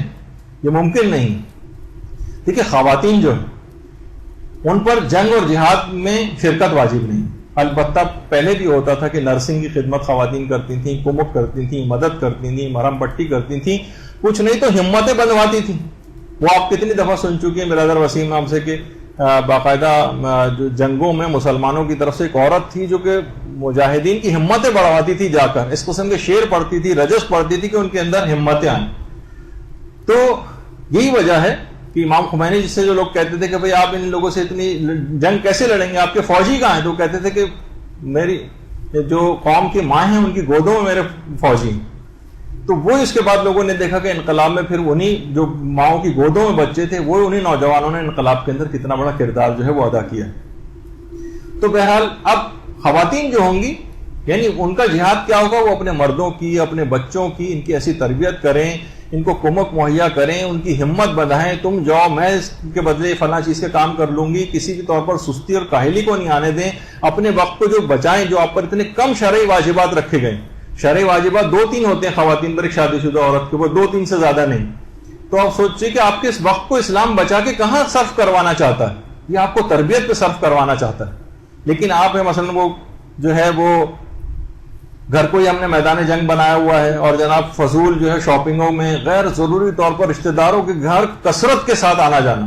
یقین کیجئے کہ وقت کو انتہا سے زیادہ ضائع کرنے کی اس سے زیادہ کوئی بھی چیز نہیں. اس کے اندر حرام بھی بہت چیزیں ہوتی ہیں, اور اس کے علاوہ بس دعوتوں پہ دعوتیں, ان کے ہاں دعوت, ان کے ہاں دعوت, وہ پھر آپ کی دعوت کریں, پھر آپ ان کی دعوت کریں. 2 مہینے سے فلاں کو نہیں بلایا, ان کو دعوت میں بلانا, ٹھیک ہے رشتہ داروں کا میل ملاقات اچھی چیز ہے, لیکن وہاں پر بھی ہم دیکھتے ہیں کہ صرف گناہوں میں چیز بات ہوتی ہے, اس کے اندر اس میں تبلیغی کوئی کام نہیں کیا جاتا. کہ آپ کہیں رشتہ داروں کی دعوت ایک ساتھ کر لیں گے, ایک درس کا پروگرام کروا لیں, اس میں بلائیں رشتہ داروں کو, کھانا کھلا دیں, لیکن یہ نہیں ہوتا. صرف وہ فسق و فجور والی سب چیزیں ہوتی ہیں. جبکہ خواتین کے لیے کہا گیا ہے کہ جہاد المرأۃ حسن تباعل, یعنی جو گھرداری کے اندر فقط یہ نہیں ہے کہ اس کا جہاد, عورت کا جہاد گھرداری سے مراد خواتین فقط یہ سمجھتی ہیں کہ شاید کھانا پکانا, روٹی سالن وغیرہ کا انتظام, تو مہمان رشتہ دار وغیرہ آ جائیں تو ان کو نہیں, ایسا نہیں. خواتین کو مستقل اس صورت میں ان کو چاہیے کہ یہ وہ ضرور بے ضرور جو ہے وہ جو ان کا کام باقاعدہ ہے ان کو انجام دینے کی کوشش کریں. جب دفاع کا وقت آ جاتا ہے دیکھیے تو ہر شخص پر دفاع کرنا لازم ہو جاتا ہے. جہاد عاشورہ میں بھی ہم یہ دیکھتے تھے کہ جوان تھے, بوڑھے بھی تھے, اس میں ادھیڑ عمر کے افراد بھی تھے, عورتیں بھی تھیں, مرد بھی تھے, بچے بھی تھے, حتیٰ کہ بیمار بھی موجود تھے. جی ہاں, انتظار فرج کے بھی اس میدان میں سب کو کام کرنا, یہ تمام صنوف شامل ہیں اس کے اندر. تو سب افراد کو اس کے اندر آ کر کام کرنا ہے, کسی بھی شخص کو بھی اس کے اندر اس انتظار فرج کے میدان میں کسی بھی شخص کو معافی نہیں, سب کو دفاع کرنا. جس طریقے سے دیکھیے میدان جنگ جب ہوتا ہے تو اکثر جو فوجی ہوتے ہیں خود کو چھپا کر کیموفلاج کر کے کام کرتے ہیں. تو بعض اوقات آپ کے لیے بھی ہے کہ منتظر بھی بہت زیادہ شور نہ مچائے, خاموشی سے بھی تبلیغات کا کام کیا جا سکتا ہے, خاموشی کے ساتھ. یہاں پہ ہمارا یہ ہوتا ہے کہ اخباروں میں اشتہارات, چھوٹا سا کام ہوتا ہے, اس کو اتنی اشتہار بازی اتنی کہ پوری دنیا کے کان کھڑے ہو جاتے ہیں, کام اتنا چھوٹا سا ہوتا ہے. تو دیکھیے یہ طریقہ کار پھر کیا ہے, دشمن آپ کا زیادہ مضبوط ہو جاتا ہے, زیادہ آپ کو نگاہوں میں رکھ لیتا ہے, آپ کو نقصان پہنچانے کی فکر میں ہوتا ہے, جبکہ آپ اتنے مضبوط نہیں ہوتے. اندرونی طور پر مضبوط کرنے کی ہر وقت یہ کہ ہم میڈیا پہ ہمیں میڈیا پہ کیوں نہیں دکھایا جاتا, ہمیں میڈیا پہ کیوں پیش نہیں کیا جاتا, ہمارے اوپر فلاں چیز. اور یہ میڈیا, بھائی آپ کو کب میڈیا آپ کے ساتھ ہے, آپ کو اس سے توقعات اتنی وابستہ کیوں کر رکھی ہیں آپ نے. تو بہرحال بہت ساری چیزیں ایسی ہیں. تو ایک بات لوگ بار بار کہتے ہیں کہ بھائی یہ کیا صرف یہ امام زمانے کے ظہور کی تیاری جو ہے وہ صرف مسجد, مدرسہ اور تبلیغی سے وابستہ ہے فقط, اور بھی تو کتنے سارے شعبے ہیں. تو ہم کہتے ہیں جی ہاں اور بھی بہت سارے شعبے ہیں, مگر مسئلہ یہ کہ دیکھیے سب شعبوں جتنے بھی ہیں سیچوریٹڈ ہیں. یعنی شیعہ ڈاکٹرز بھی دیکھیے موجود ہیں, شیعہ جو ہے انجینئرز بھی موجود ہیں, شیعہ اکانومسٹ بھی ہیں, جرنلسٹ بھی ہیں, اور جناب چارٹرڈ اکاؤنٹنٹ بھی ہیں. تمام شعبے بھرے ہوئے ہیں, مگر کن افراد سے بھرے ہوئے ہیں؟ غیر تربیت یافتہ شیعوں سے. اچھا, جو اپنی ذمہ داریوں سے غافل, اور وہ اپنی فیلڈ کے ماہر ضرور ہیں مگر دین کی خدمت سے دور ہیں. تبلیغات کا دیکھیے شعبہ خالی بھی ہے اور کمزور بھی. باقی سب افراد دین کہاں سے لیں گے؟ علماء حقہ کی تعداد بہت کم ہے, حتیٰ کہ خواتین کو پڑھانے کے لیے بھی دیکھیے آپ کو مرد حضرات آ رہے ہیں. آپ لیکن کیوں تیار نہیں ہو رہی, کیوں آپ محنت نہیں کر رہی, کیوں آپ آگے نہیں بڑھ رہی, کن فضولیات میں آپ پھنسی ہوئی ہیں, آپ کہاں جا رہی ہیں؟ آپ کی منزل تو امام زمانہ ہونی چاہیے تھی, آپ کی منزل تو عاشورہ ہونا چاہیے تھا, مگر آپ کسی اور ہی الٹی سمت کی مسافر بن گئی. جتنا سفر آپ کرتی جائیں گی اتنی منزل سے دور ہوتی جائیں گی اگر سمت صحیح نہ ہو.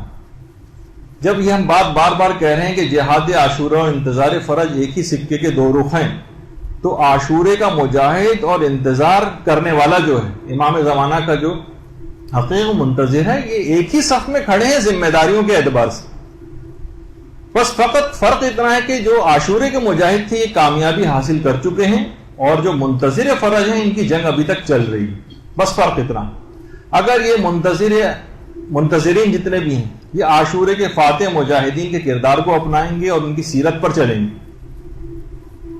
تبھی یہ عام زندگی میں بھی اگر یہ اس طرح کا کردار اپنائیں گے جیسے کہ جہاد عاشورہ کے مجاہدین کا کردار تھا، تبھی یہ انتظار فرج کی اس جنگ میں کامیابی حاصل کر سکتے ہیں.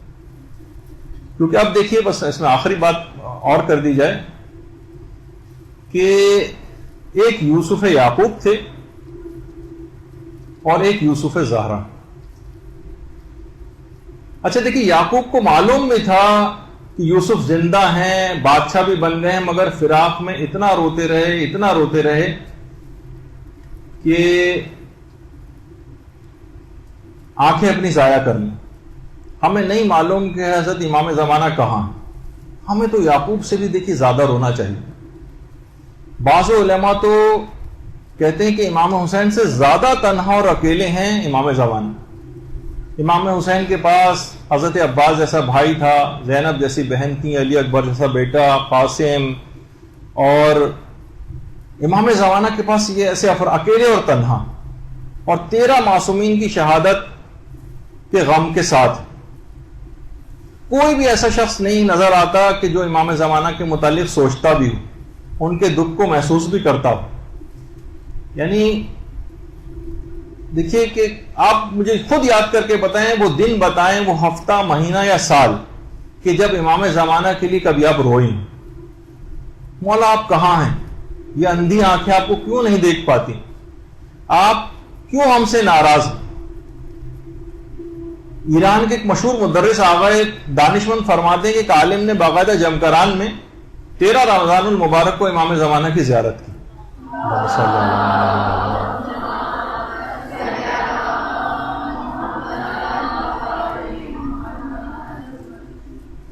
اور ایک بات نوٹ کی کہ امام زمانہ کی آنکھوں کے گرد سیاہی مائل ایک نشان.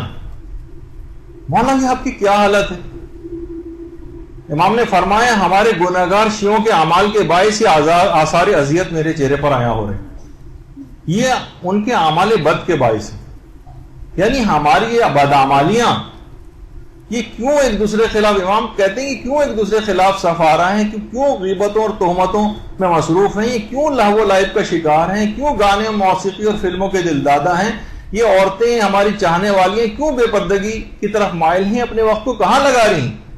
گویا امام زمانہ فرما رہے ہیں کہ فرماتے ہیں کہ میں رات و دن ان کے لیے روتا ہوں اور ان کے گناہوں کی بخشش کے لیے دعا کرتا ہوں.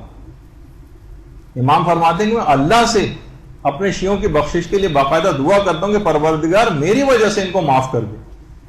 وہ ہمارے لیے روتے ہیں لیکن ہم ان کے لیے نہیں روتے. کب ہیں ہم، کبھی ہمیں نہیں نظر آتا کہ ہم نے مثلا کبھی قنوت میں بھی دعائے فرج عام طور پہ لوگ اس انداز سے امام کے لیے پڑھتے ہیں. کتنی نظریں ہیں جو آپ نے آج تک امام زمانہ کے لیے مانی کہ مولا کا جلد ظہور ہو جائے، اس کے لیے ہم نظر مان رہے ہیں.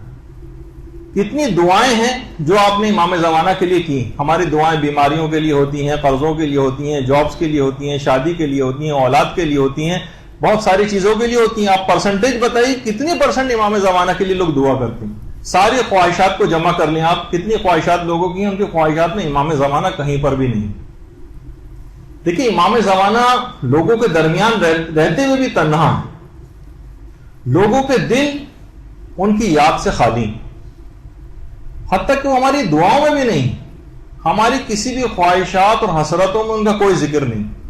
ہمارے بچے ہیں، نوجوان ہیں، وہ گلوکاروں، کھلاڑیوں اور اداکاروں اور ٹی وی ڈراموں، کس سیریل میں کیا ہو رہا ہے، ہمارے امام زمانہ کے متعلق کب کوئی معلومات حاصل کر رہا.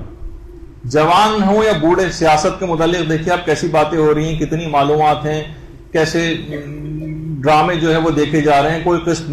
کوئی بھی قسط اگر مس ہو جاتی ہے لوگ ایک دوسرے پوچھتے ہیں بھائی کل کیا ہوا تھا اس قسط میں جو کل آئی تھی ہم نہیں دیکھ پائے. کرکٹ میچ اگر ہو رہا ہوتا ہے بار بار لوگوں کے دوسرے سکور پوچھتے ہیں کتنے آؤٹ ہو گئے، کتنے رن بن گئے. امام زمانہ کا مقام اتنا بھی نہیں کہ کوئی ان کے متعلق یہ معلومات حاصل کرے. کتنے سوالات ہمارے ایسے ہیں جو لوگ ہم دیکھتے ہیں کہ جو امام زمانہ کے متعلق لوگ پوچھتے ہیں. باقاعدہ آیت اللہ محمود حلبی، جن کا کہا جاتا ہے کہ جینا مرنا امام زمانہ کے لیے تھا، اپنے شاگردوں کو امام زمانہ کے لیے رلاتے تھے. وہ فرماتے تھے کہ امام زمانہ مجھے معاف کر دیجیے گا، میرے پاس لوگوں کو سمجھانے کے لیے اور کوئی مثال ہے نہیں. اپنے منہ پر تماچے مار مار کے کہتے تھے کہ میں لوگوں کی جہالت کو دور کرنے کے لیے مولا یہ مثال دے رہا ہوں. کہتے تھے اے لوگوں، آپ لوگوں کے اگر کوئی مرغی کھو جائے، ڈھونڈتے ڈھونڈتے آپ محلے میں جاتے ہیں، پڑوس میں جاتے ہیں، سڑکوں پر دور دیکھنے کے لیے جاتے ہیں، ہر شخص سے پوچھتے ہیں کہ مولا جو ہے کہ میری جو ہے مرغی، لوگوں سے پوچھتے ہیں میری مرغی تو کہیں نہیں دیکھی، کسی روڈوں پہ جا کے دور تک بھی جا کر پوچھتے ہیں. لیکن ہم کیا کرتے ہیں کہ ہم نے کبھی 30 سال گزر گئے، 40 سال، 50 سال، 60 سال، 70 سال کے ہو گئے ہیں، آپ کا امام آپ سے غائب ہو گیا. کتنوں نے پوچھا، کتنے عالموں کے پاس گئے کہ امام ظہور کیوں نہیں کرتے. ہماری کبھی ایک رات کی نیند بھی امام کے لیے ہم نے قربان نہیں کی. وہ فرماتے ہیں کہ اگر ایک بلینک چیک جس پہ آپ نے سائن کیا آپ کا کھو جائے، آپ کی راتوں کی نیندیں حرام ہو جاتی ہیں، ہر جگہ ڈھونڈتے پھرتے ہیں. لیکن ایک بلینک چیک جتنی قیمت بھی امام زمانہ کی آپ لوگوں کی نگاہ میں نہیں. تو وقت نکالیے، دیکھیے فرزند زہرا اور یوسف زہرا کی محبت کو دل کے اندر پیدا کیجیے. ابھی درس ختم ہو جائے گا، اس کے بعد ظاہر ہے کہ آپ قصیدے پڑھیں گے اور وہ بھی ایک حق ہے اور پڑھنا چاہیے آپ کو.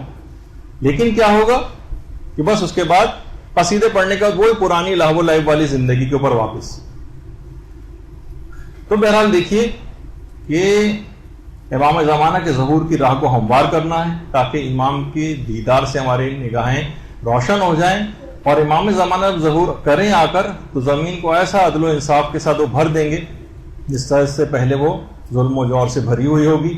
تو اپنی پوری زندگی کو کوشش کریں گے امام زمانہ کے مشن اور مقصد کے لیے لگا دیں، اور اپنا کوئی محاذ اور مورچے کا انتخاب کر کے ایسا کام کر کے چلے جائیں کہ فخریہ طور پر جب موقع اس کا آئے اور اٹھانے کی ضرورت پیش آئے ہماری قبروں سے، تو ہم فخر کے ساتھ اپنی اس صلاحیت کو امام زمانہ کے ظہور کے بعد ان کی عادلانہ حکومت کے قیام کے لیے استعمال کر سکیں. تو یہاں پر آج ہماری گفتگو جو ہے ختم ہو رہی ہے. اس میں بہت سارے پیغامات تھے اور پوری زندگی کو آپ نے دیکھا کہ عاشورے سے وابستہ ہے انتظار فرج. ایک مجاہد کی زندگی اور انتظار فرج کا جو میدان ہے اس میں حیرت انگیز مشابہتیں ہیں، اور اس کو میدان جنگ سمجھ کر ہی اس کو عمل کرنا ہے اور زمان امن میں ہی ساری جنگ کی تیاریاں کرنا. تو بہرحال یہاں پر ہماری گفتگو اختتام پذیر ہوتی ہے. انشاءاللہ اگلی دفعہ کسی نئے موضوع کے ساتھ حاضر خدمت ہوں گے. وصلی اللہ علی محمد وآلہ الطیبین الطاہرین.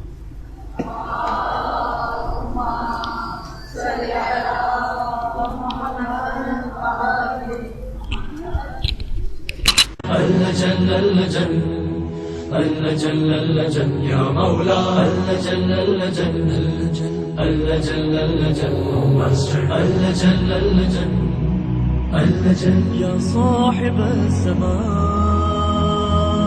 اللجن اللجن